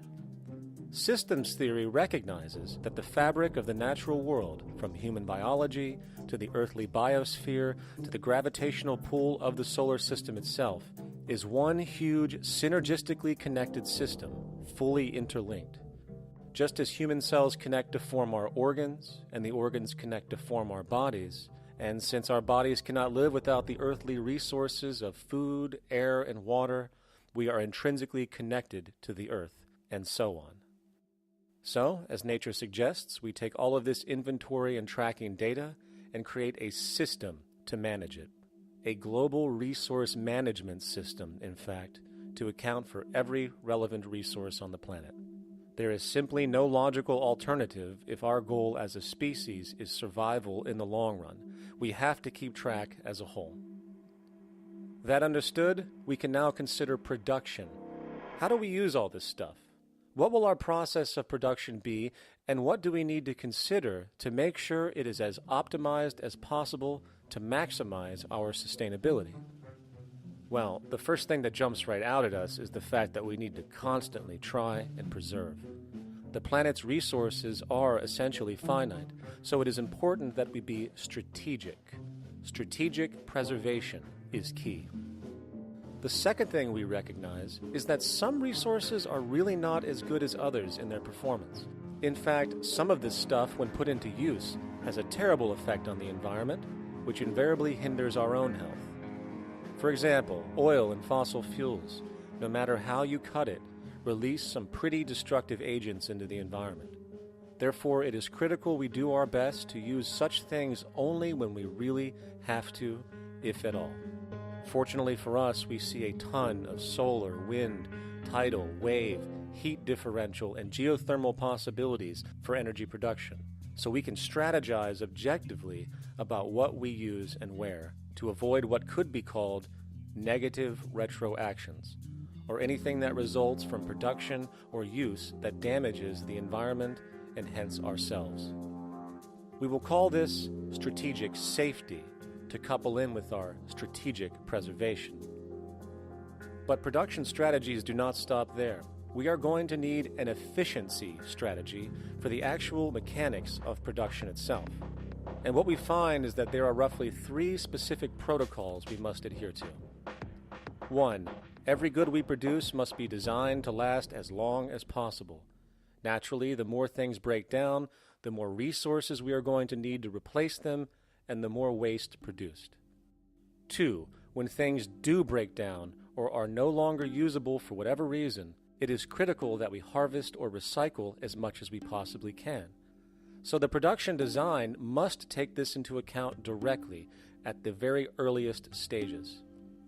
3. Quickly evolving technologies, such as electronics, which are subject to the fastest rates of technological obsolescence, would need to be designed to foreshadow and accommodate physical updates. The last thing we want to do is throw away an entire computer system just because it has only one broken part or is outdated. So we simply design the components to be easily updated, part by part, standardized and universally interchangeable, foreshadowed by the current trend of technological change. And when we realize that the mechanisms of strategic preservation, strategic safety, and strategic efficiency are purely technical considerations, devoid of any human opinion or bias, we simply program these strategies into a computer which can weigh and calculate all the relevant variables, allowing us to always arrive at the absolute best method for sustainable production based on current understandings. And while that might sound complex, all it is a glorified calculator. Not to mention, such multivariate decision-making and monitoring systems are already used across the world today for isolated purposes. It is simply a process of scaling it out. So, now we not only have our resource management system, but also a production management system, both of which are easily computer automated to maximize efficiency, preservation, and safety. The informational reality is that the human mind, or even a group of humans, cannot track what needs to be tracked. It must be done by computers, and it can be. And this brings us to the next level, distribution. What sustainability strategies make sense here? Well, since we know that the shortest distance between 2 points is a straight line, and since energy is required to power transport machines, the less transport distance, the more efficient. Producing goods in one continent and shipping them over to another only makes sense if the goods in question simply cannot be produced in the target area. Otherwise, it is nothing but wasteful. We must localize production so distribution is simple, fast, and requires the least amount of energy. We'll call this the proximity strategy. which simply means we reduce the travel of goods as much as possible, whether raw materials or finished consumer products. Of course, it might also be important to know what goods we are transporting and why, and this falls under the category of demand. And demand is simply what people need to be healthy and to have a high quality of life. The spectrum of material human needs range from core life-supporting necessities, such as food, clean water, shelter, to social and recreational goods, which allow for relaxation and personal social enjoyment, both important factors in human and social health overall. So, very simply, we take another survey. People describe their needs. Demand is assessed, and production begins based on that demand. And since the level of demand of different goods will naturally fluctuate and change around different regions, we need to create a demand distribution tracking system, so to avoid overruns and shortages. Of course, this idea is old news. It is used in every major store chain today to make sure they keep up with their inventory. Only this time we are tracking on a global scale. But, wait a minute, we really can't fully understand demand if we don't account for the actual usage of the good itself. Is it logical and sustainable for every single human to, say, have one of everything made, regardless of their usage? No. That would be simply wasteful and inefficient.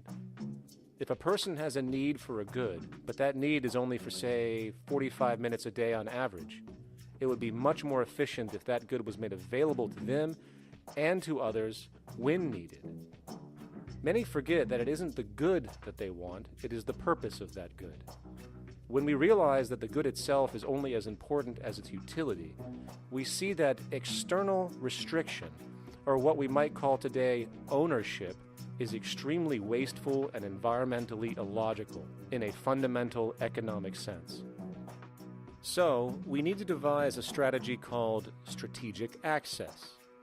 This would be the foundation of our demand distribution tracking system, which makes sure we can meet the demand of the population's needs for access of whatever they need when they need it. And as far as physically obtaining the goods, centralized and regional access centers all make sense for the most part, placed in close proximity to the population, and a person would simply come in, take the item, use it, and when finished, return it when it is no longer needed. Sort of how a library works today. In fact, these centers could not only exist in the community in the way we see local stores today, but specialized access centers would exist in specific areas where often certain goods are utilized, saving more energy with less repeat transport. And once this demand tracking system is in order, it is tied into our production management system, and of course into our resource management system, hence creating a unified, dynamically updating, global economic management machine that simply makes sure we remain sustainable, starting with securing the integrity of our finite resources, moving to make sure we only create the best, most strategic goods possible, while distributing everything in the most intelligent and efficient way. And the unique result of this preservation-based approach, which is intuitively counter to many, is that this logical, ground-up, empirical process of preservation and efficiency, which can only define true human sustainability on this planet, would likely enable something never before seen in human history. Access abundance, not just for a percentage of the global population, but the entire civilization. This economic model, as was just generalized, this responsible systems approach to total Earth resource management and processes, designed again to do nothing less than take care of humanity as a whole in the most efficient and sustainable way, could be termed a resource-based economy. The idea was defined in the 1970s by structural engineer Jacques Fresco. He understood back then that society was on a collision course with nature and itself, unsustainable on every level. And if things didn't change, we would destroy ourselves one way or another. Are all these things you're saying, Jacques, could they be built with what we know today, or are some of these things, are you guessing based on what we know today? No. All of these things can be built with what we know today. It would take 10 years to change the surface of the earth, to rebuild the world into a second Garden of Eden. The choice lies with you.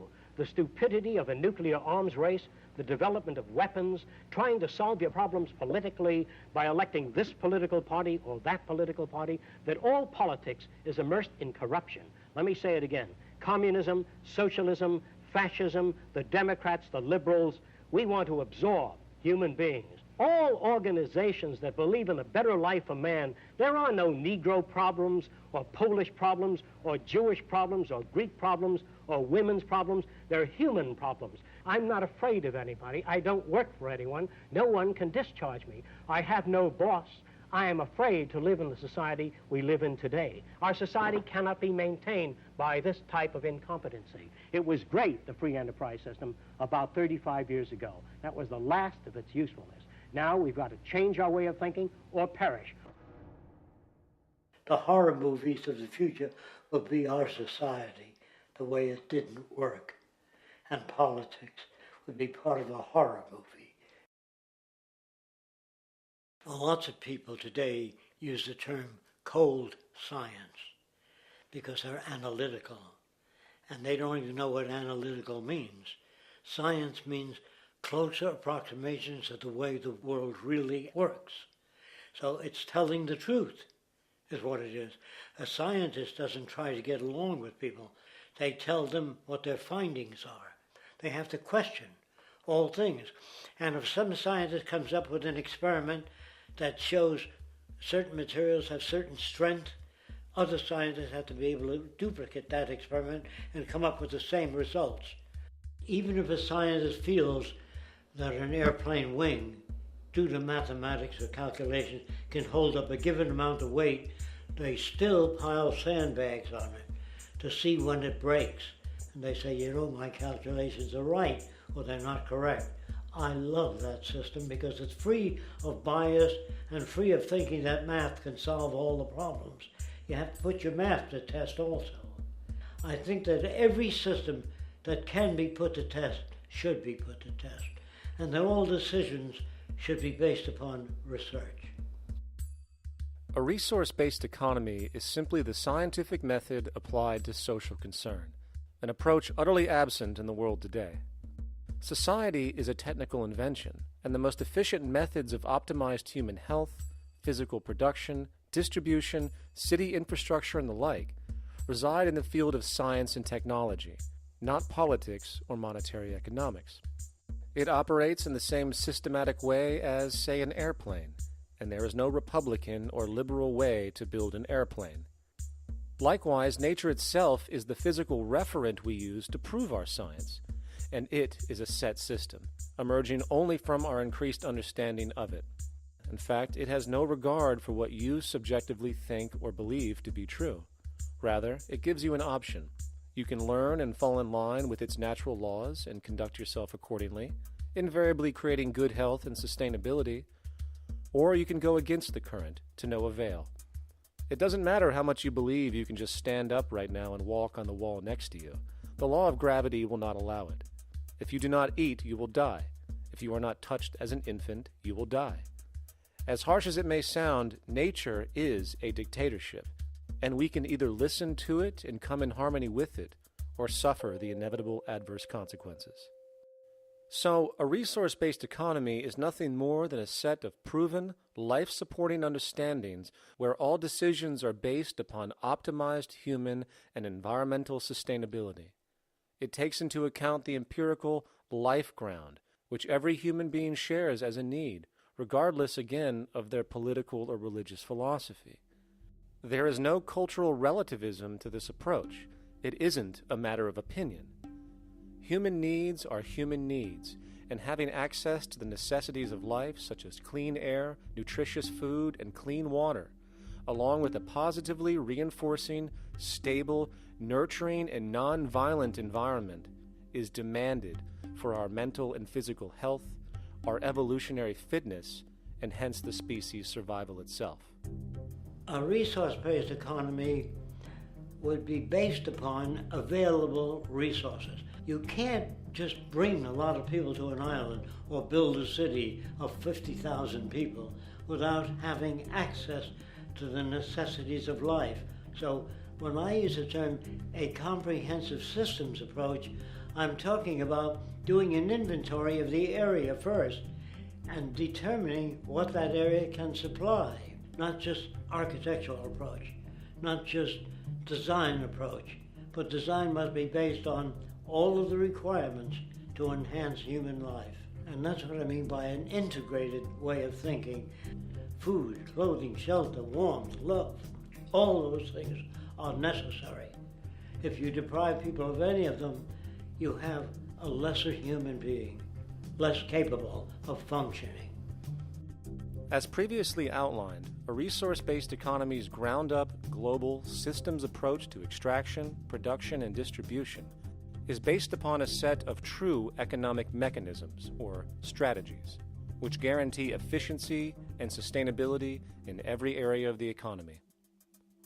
So, continuing this train of thought regarding logical design, what is next in our equation? Where does all this materialize? Cities. The advent of the city is a defining feature of modern civilization. Its role is to enable efficient access to the necessities of life, along with increased social support and community interaction. So how would we go about designing an ideal city? What shape should we make it? Square? Trapezoid? Well, given we're going to be moving around the thing, we might as well make it as equidistant as possible for ease, hence the circle. What should the city contain? Well, naturally we need a residential area, a goods production area, a power generation area, an agricultural area. But we also need nurturing as human beings, hence culture, nature, recreation, and education. So let's include a nice open park, an entertainment events area for cultural purposes and socializing, and educational and research facilities. And since we're working with a circle, it seems rational to place these functions in belts based on the amount of land required for each goal, along with ease of access. Very good. Now, let's get down to specifics. First, we need to consider the core infrastructure, or intestines, of the city organism. These would be the water, good, waste, and energy transport channels. Just as we have water and sewage systems under our cities today, we would extend this channeling concept to integrate waste recycling and delivery itself. No more mailmen or garbage men. It is built right in. We could even use automated pneumatic tubes and similar technologies. Same goes for transport. It needs to be integrated and strategically designed to reduce or even remove the need for wasteful, independent automobiles. Electric trams, conveyors, transveyors, and maglevs, which can take you virtually anywhere in the city, even up and down, along with connecting you to other cities as well. And of course, in the event an automobile is required, it is automated by satellite for safety and integrity. In fact, this automation technology is in working order right now.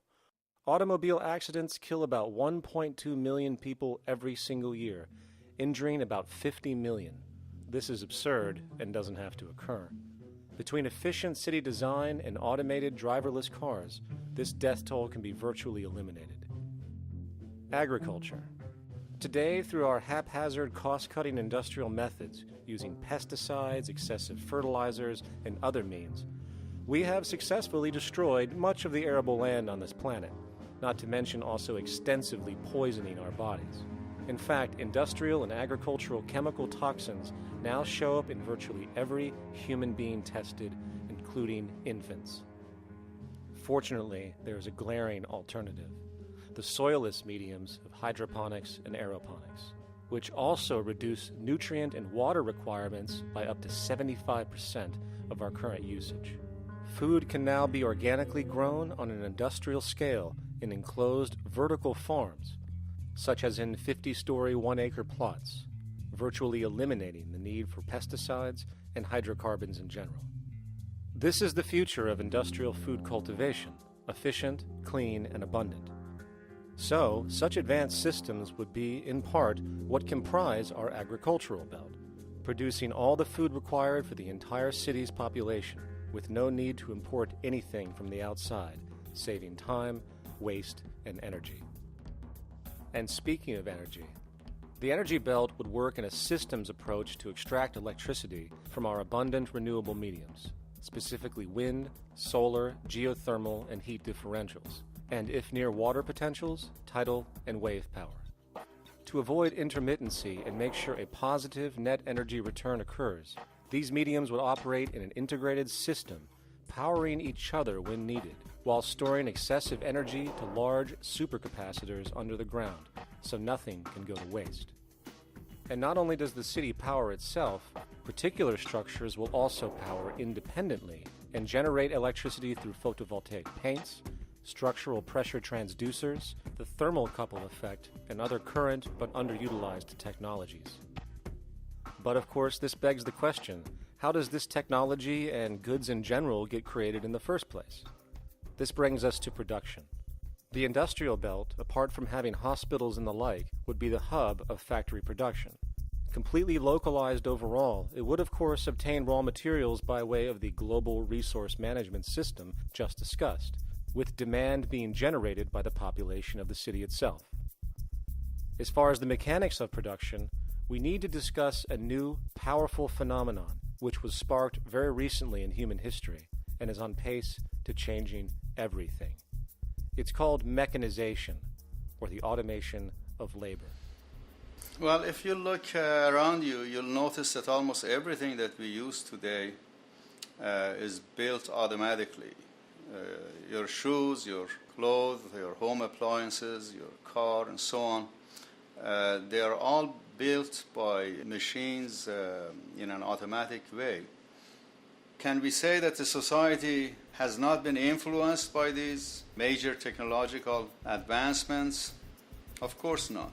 These systems really dictate new structures and new needs, and they make a lot of other things obsolete. So we've been going up in the development and use of technology in an exponential way. So definitely automation is going to continue. You cannot stop technologies that just make sense. Labor automation through technology is at the bottom of every major social transformation in human history. From the agricultural revolution and the invention of the plow, to the industrial revolution and the invention of the powered machine, to the information age we live in now through essentially the invention of advanced electronics and computers.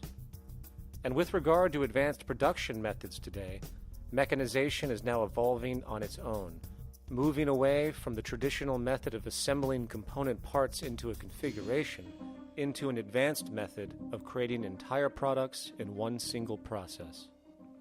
Like most engineers, I'm fascinated by biology because it's so full of examples of extraordinary pieces of engineering.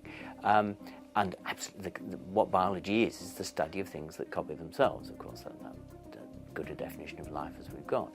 Again, as an engineer, I've always been intrigued by the idea of machines that would copy themselves. RetRap is a three-dimensional printer. That's to say, it's a printer that you plug into a computer, and instead of making two-dimensional sheets of paper with patterns on, it makes real, physical, three-dimensional objects. Now, there's nothing new about that. 3D printers have been around for about 30 years. Big thing about RetRap is that it prints most of its own parts. So if you've got one, you can make another one and give it to a friend, as well as being able to print lots of useful things. From the simple printing of basic household goods in your home to the printing of an entire automobile body in one swoop, advanced automated 3D printing now has the potential to transform virtually every field of production, including home construction.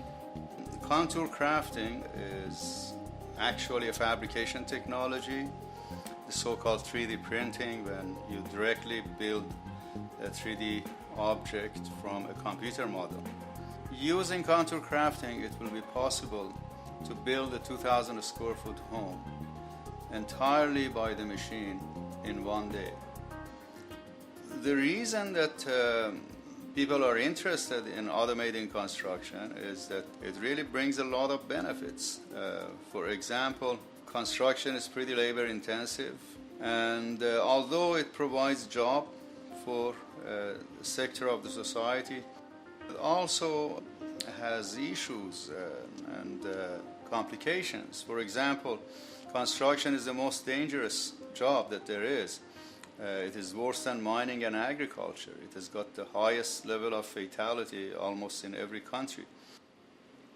Another issue is the waste. An average home in the United States has 3 to 7 tons of waste. So this is huge if we look at the impact of construction and knowing that about 40% of all materials in the world are used in construction. So big waste of energy and resources and big damage to the environment as well. Making homes using hammers and nails and wood with the state of our technology today is really absurd and will go the way of our labor class in regards to manufacturing in the United States. Recently, there was a study by economist David Autor of MIT that states that our middle class is obsolete and being replaced by automation. Quite simply, mechanization is more productive, efficient, and sustainable than human labor in virtually every sector of the economy today. Machines do not need vacations, breaks, insurance, pensions, and they can work 24 hours a day every day. The output potential and accuracy compared to human labor is unmatched. The bottom line, repetitive human labor is becoming obsolete and impractical across the world, and the unemployment you see around you today is fundamentally the result of this evolution of efficiency in technology. For years, market economists have dismissed this growing pattern, which could be called technological unemployment, because of the fact that new sectors always seem to emerge to reabsorb the displaced workers.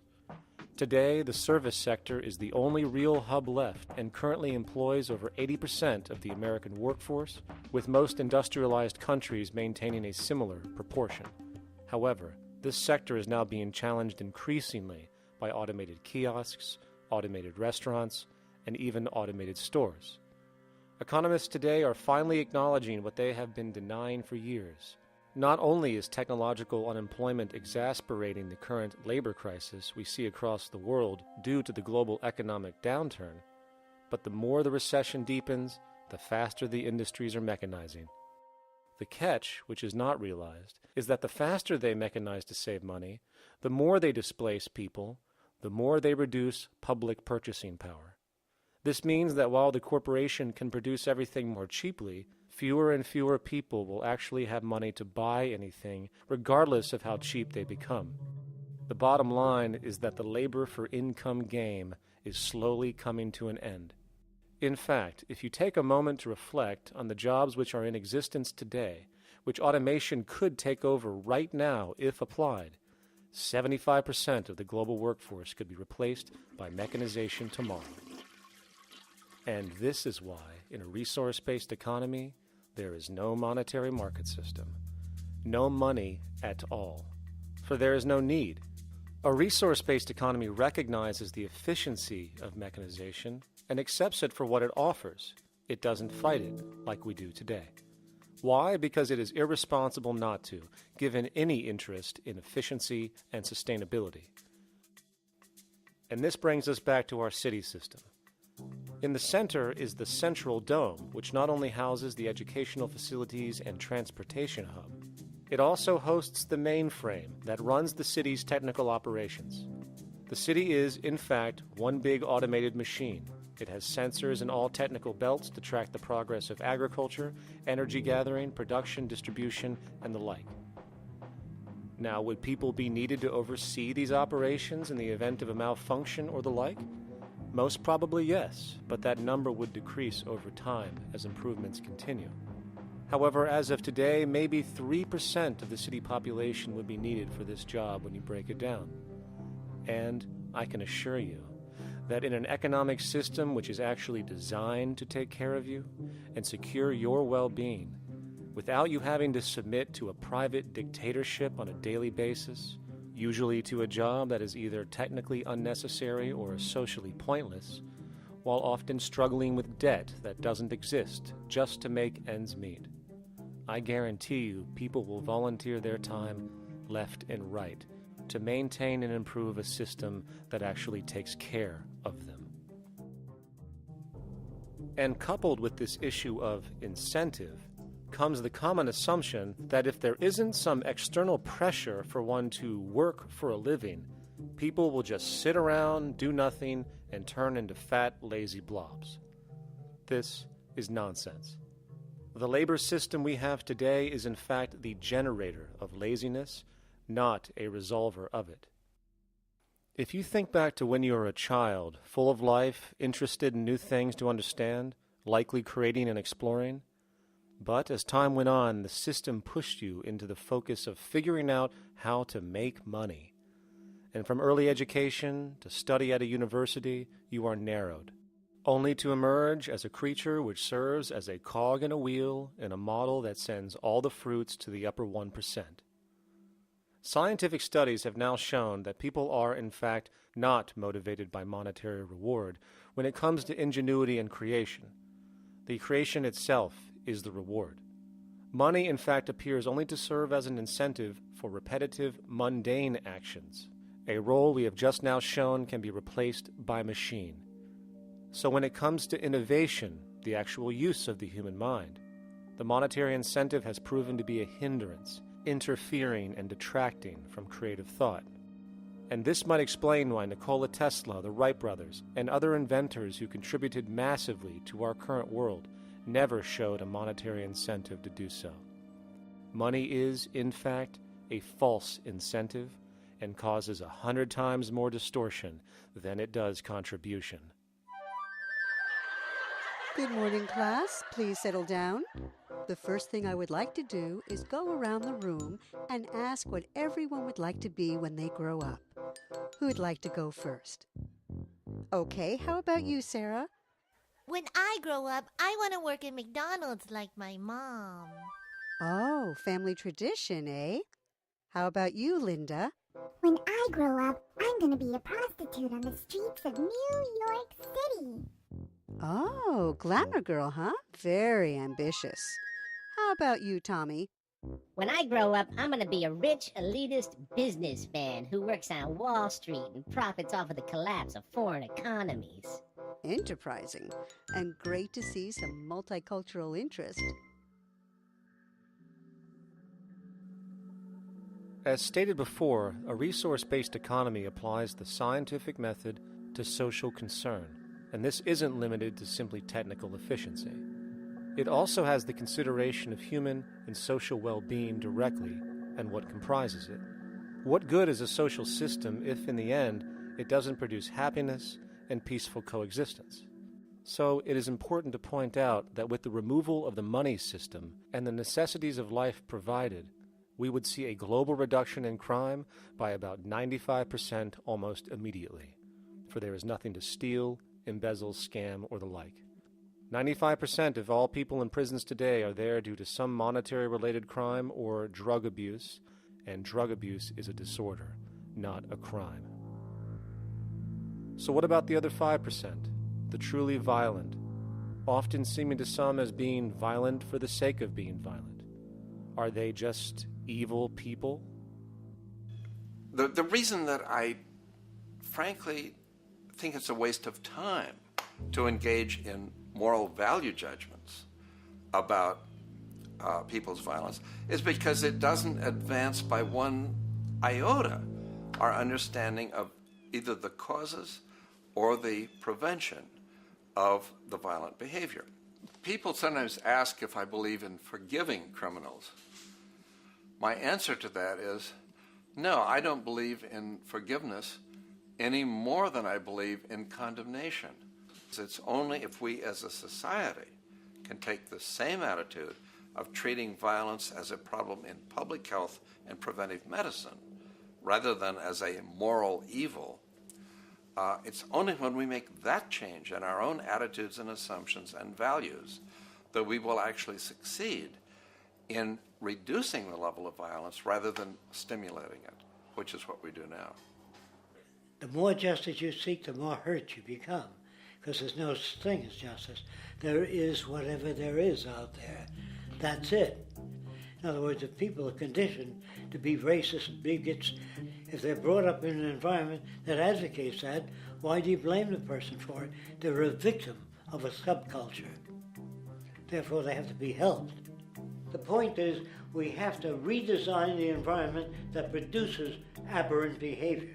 That's the problem, not putting a person in jail. That's why judges, lawyers, freedom of choice, such concepts are dangerous, because it gives you misinformation that the person is bad or that person is a serial killer. Serial killers are made just like soldiers become serial killers with a machine gun. They become killing machines, but nobody looks at them as murderers or assassins because that's natural. So we blame people. We say, well, this guy was a Nazi, he tortured Jews.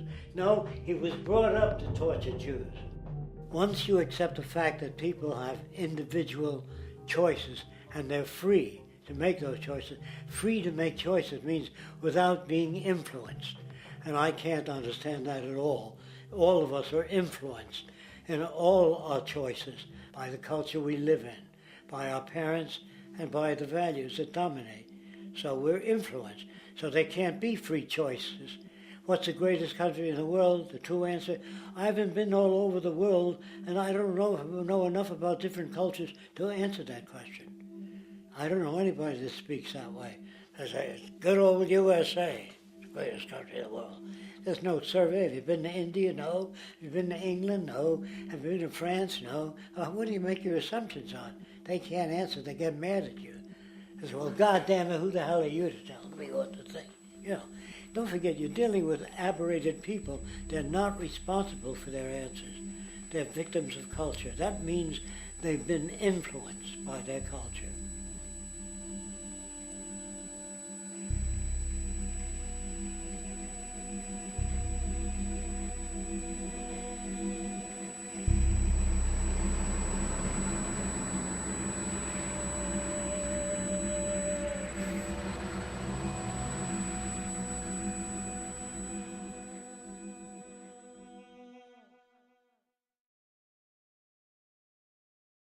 When we consider a resource-based economy, there are often a number of arguments that tend to come up with regard to the efficiency. Now hold on just a minute. Yes? I know what this is. This is called Marxism, buddy. Stalin killed 800 billion people because of ideas like this. My father died in the gulag. Hold on. Communist, fascist. You don't like America, you should just leave. All right, everybody just calm down. Death to the New World Order. Death to the New World Order. And as the irrationality of the audience grew, shocked and confused, suddenly the narrator suffered a fatal heart attack. And the seemingly communist propaganda film was no more.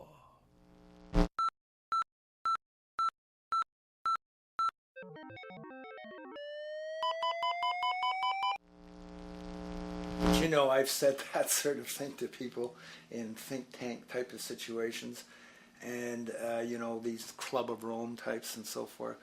Marxist. What Marxist? Where did that come from? You know, they got this icon they hold on to. It's their holy grail. And it's such an easy one, you know. People ask if I'm a socialist or a communist or a capitalist, and I say I'm none of the above. And why do you think that those are the only options? All of those political constructs were created by writers who assumed that we lived on a planet of infinite resources. Not a one of those political philosophies even contemplates that there might be a shortage of anything. I believe that communism, socialism, free enterprise, fascism are part of social evolution, that you can't take a giant step from one culture to another, but they're in-between systems. Before there's any ism, we've got a life ground, and the life ground is, as I just described most easily, it's all the conditions required to take your next breath, and that involves the air you breathe, the water you get, the safety you have, the education you can access, all these things that we share and use and that no life in any culture can do without. So we've got to reset down to the life ground, and the life ground is no longer any ism. It's life value analysis. It's simply a matter of historical fact that the dominant intellectual culture of any particular society reflects the interests of the dominant group in that society. In a slave-owning society, the beliefs about human beings and human rights and so on will reflect the needs of the slave owners. In a society which again is based on the power of certain people to control and profit from the lives and work of millions of others, the dominant intellectual culture will reflect the needs of the dominant group. And so that if you look across the board, the ideas that pervade psychology and sociology and history and political economy and political science fundamentally reflect certain elite interests. And the academics who question that too much tend to get shunted to the side or to be seen as sort of radicals. The dominant values of a culture tend to support and perpetuate what is rewarded by that culture. And in a society where success and status is measured by material wealth, not social contribution, it is easy to see why the state of the world is what it is today. We are dealing with a values system disorder, completely denatured, where the priority of personal and social health have become secondary to the detrimental notions of artificial wealth and limitless growth. And like a virus, this disorder now permeates every facet of government, news media, entertainment, and even academia. And built into its structure are mechanisms of protection from anything that might interfere. Disciples of the monetary market religion, the self-appointed guardians of the status quo, constantly seek out ways to avoid any form of thought which might interfere with their beliefs, the most common of which are projected dualities. If you are not a Republican, you must be a Democrat. If you are not a Christian, you might be a Satanist. And if you feel society can be greatly improved to consider perhaps, taking care of everyone, you're just a utopianist. And the most insidious of them all, if you are not for the free market, you must be against freedom itself. I'm a believer in freedom. Every time you hear the word freedom being said anywhere or government interference said anywhere, it means, decoded, blocking maximization of turning money into more money for private money possessors. That's it. Every other thing they'll say, oh, we need more commodities for people, oh, this is freedom against tyranny and so forth. Every time you see it, you can decode it down to that. And I think you'll find a one-to-one correlation with every time they use it.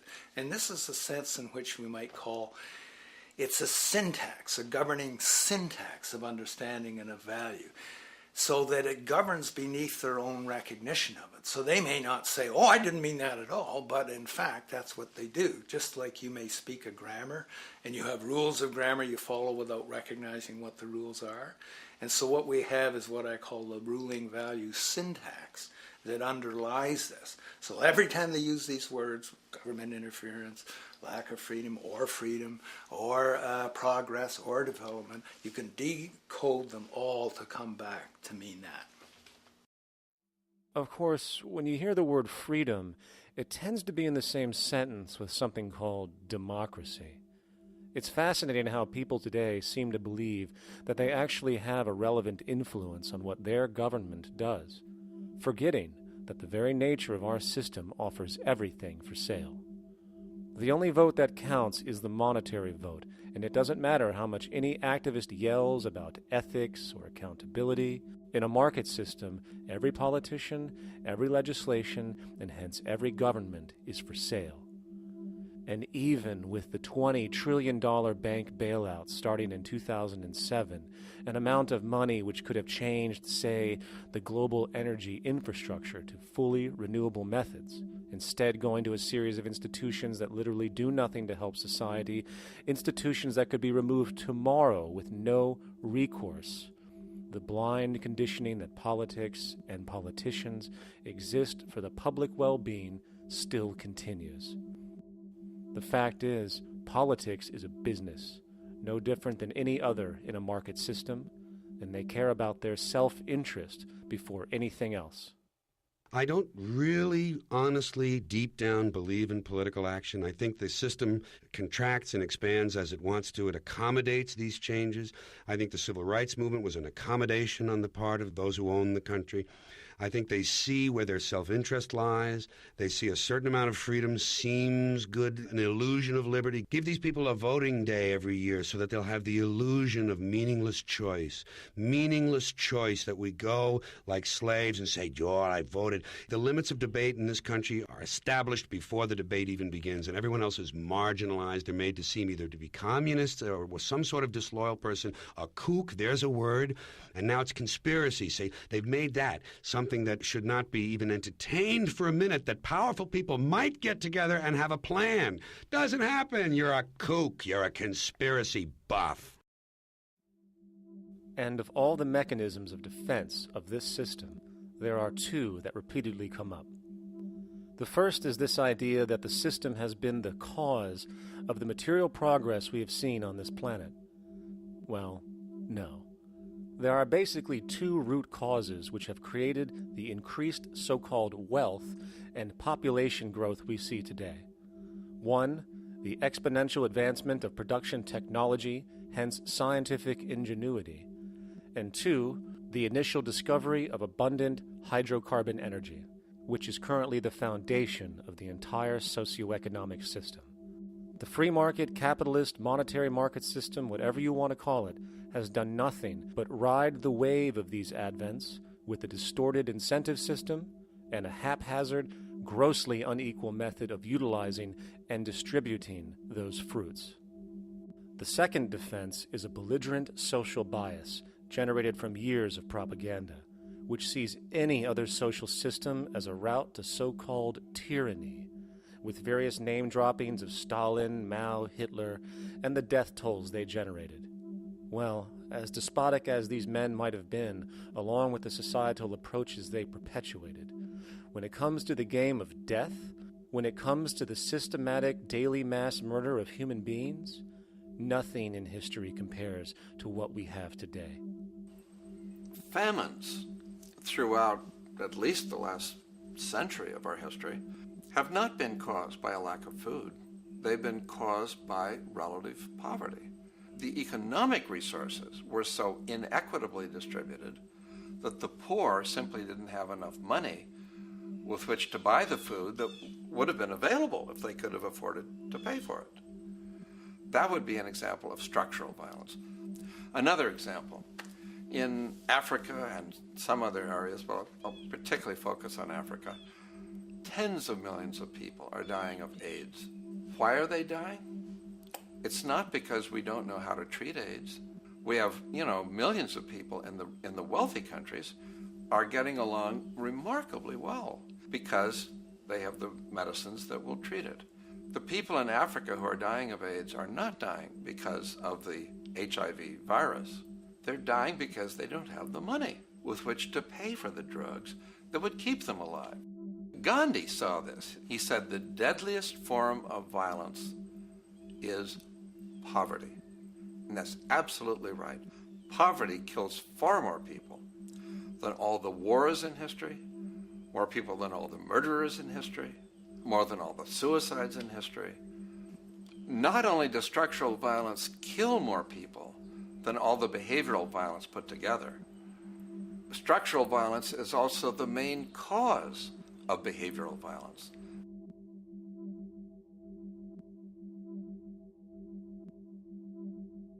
Oil is the foundation of, and it is present throughout the edifice of human civilization. There are 10 calories of hydrocarbon energy, oil and natural gas, in every calorie of food you and I eat in the industrialized world.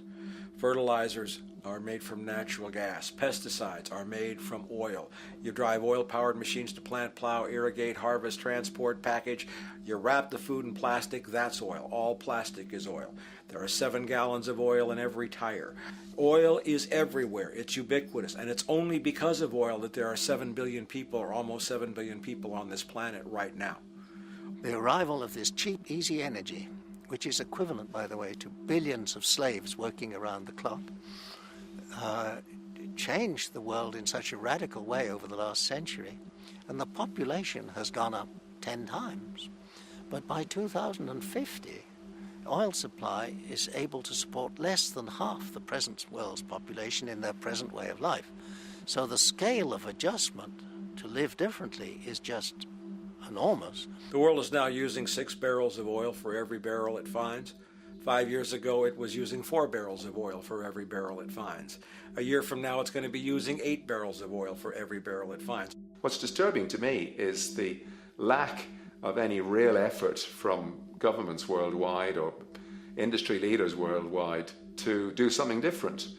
I mean, we have these sort of attempts to build more wind power and to maybe do something with tide. We've got attempts to make our cars a little bit more efficient. But there's nothing which really looks like a revolution coming along. These are all pretty minor. And that, I think, is pretty frightening. And the governments who are driven by these economists who don't really appreciate what we're talking about are trying to stimulate consumerism to restore past prosperity in the hope that they can restore the past. They're printing yet more money lacking any collateral at all. So if the economy improves and recovers and growth, famous growth comes back, it'll only be short-lived because within a short period of time, counted in months rather than years, it'll hit the supply barrier again.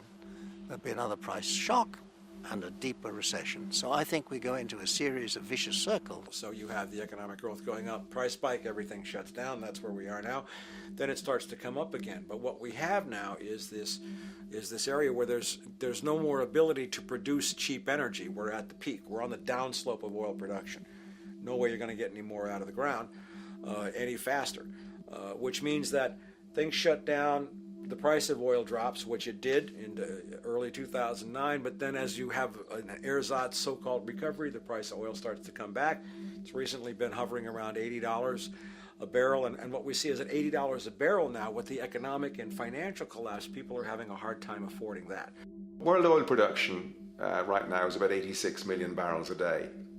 Over 10 years, you're looking at roughly 40 million barrels a day having to be replaced. There's nothing around which can come even within 1% of meeting that sort of demand. If we don't do something pretty quickly, there's going to be a huge energy deficiency. I think the big mistake is in not recognizing a decade or so ago that a concerted effort needed to be made to develop these sustainable forms of energy. I think that's something our grandchildren will look back on with total disbelief. You people knew that you were dealing with a finite commodity. How could you possibly have built your economy around something which was going to disappear? For the first time in human history, the species is now faced with the depletion of a core resource central to our current system of survival. And the punchline of the whole thing is that even with oil becoming more and more scarce, the economic system will still blindly push its cancerous growth model, so people can go out and buy more oil-powered cars to generate GDP and jobs, exasperating the decline. Are there solutions to replace the edifice of the hydrocarbon economy? Of course. But the path needed to accomplish these changes will not manifest through the market system protocols required, since new solutions can only be implemented through the profit mechanism. People are not investing in renewable energies because there is no money in it in both the long and short term, and the commitment needed to make it happen can only occur at a severe financial loss. Hence, there is no monetary incentive, and in this system, if there's no monetary incentive, things do not happen. And on top of it all, peak oil is just one of many surfacing consequences of the environmental social train wreck gaining speed today. Other declines include freshwater, the very fabric of our existence, which is currently showing shortages for 2.8 billion people, and those shortages are on pace to reach 4 billion by 2030. Food production, the destruction of arable cropland, from which 99.7% of all human food comes from today, is occurring up to 40 times faster than it is being replenished. And over the last 40 years, 30% of the arable land has become unproductive.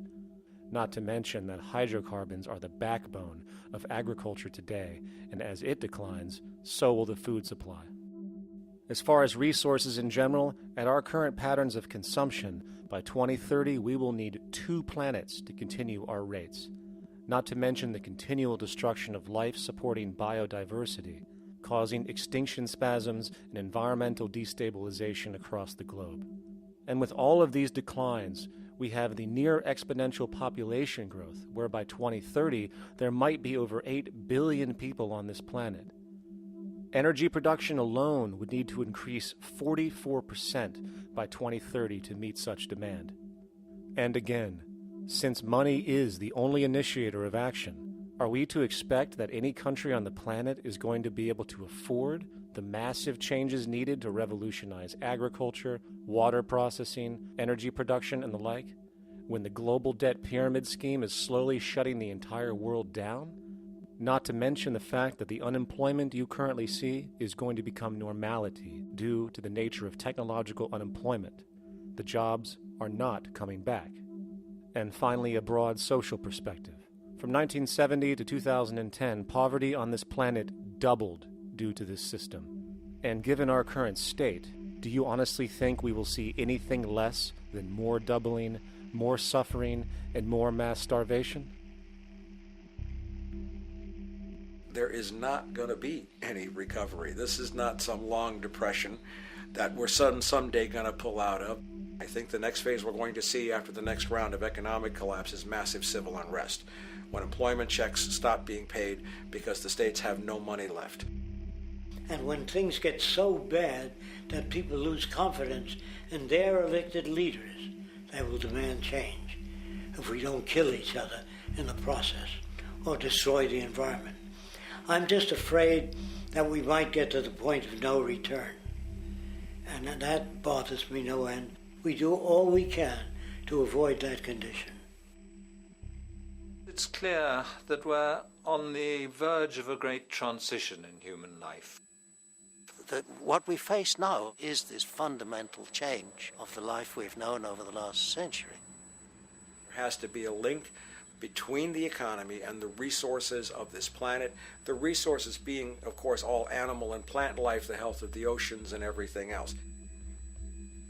This is a monetary paradigm that will not let go until it's killed the last human being. The in-group will do all it can to stay in power. And that's what you got to keep in mind. They'll use the Army and Navy and lies or whatever they have to use to keep in power. They're not about to give it up because they don't know of any other system that will perpetuate their kind.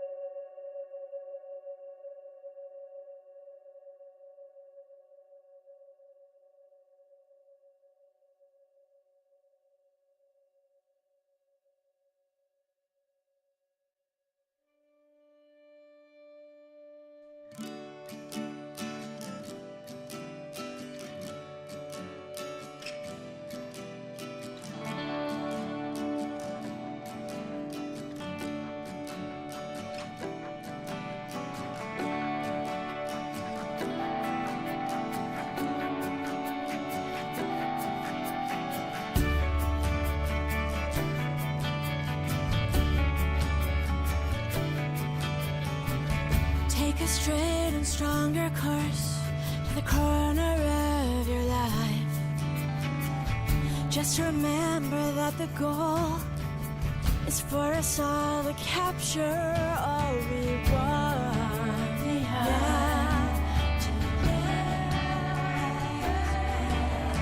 Don't surround yourself with yourself. Move on back to squares. Send an instant karma to me, and I shall live with love and care for yourself. 'Cause it's time and time with your time, and this news is captured for the queen to use.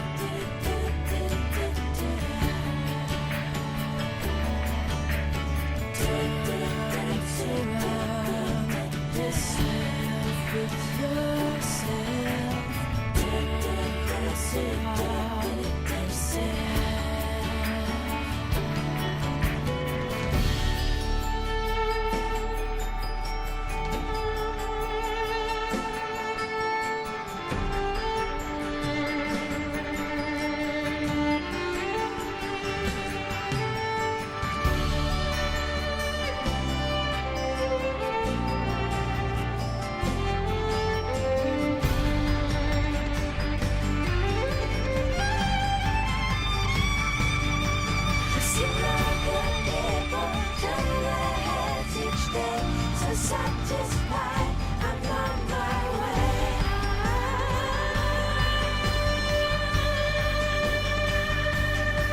I see other people turn their heads each day. So satisfied, I'm on my way. I see other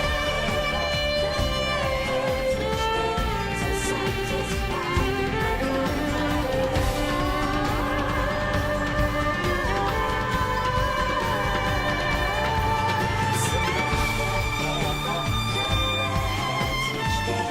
So satisfied.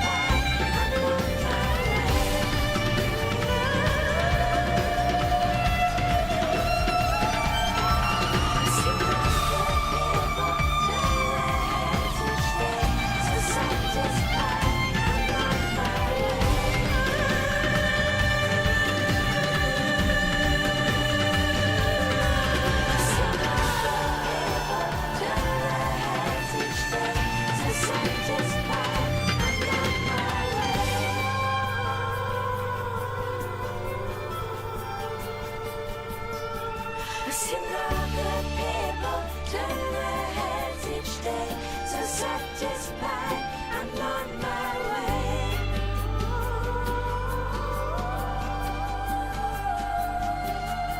I've seen the good people turn their heads each day. So satisfied, I'm on my way.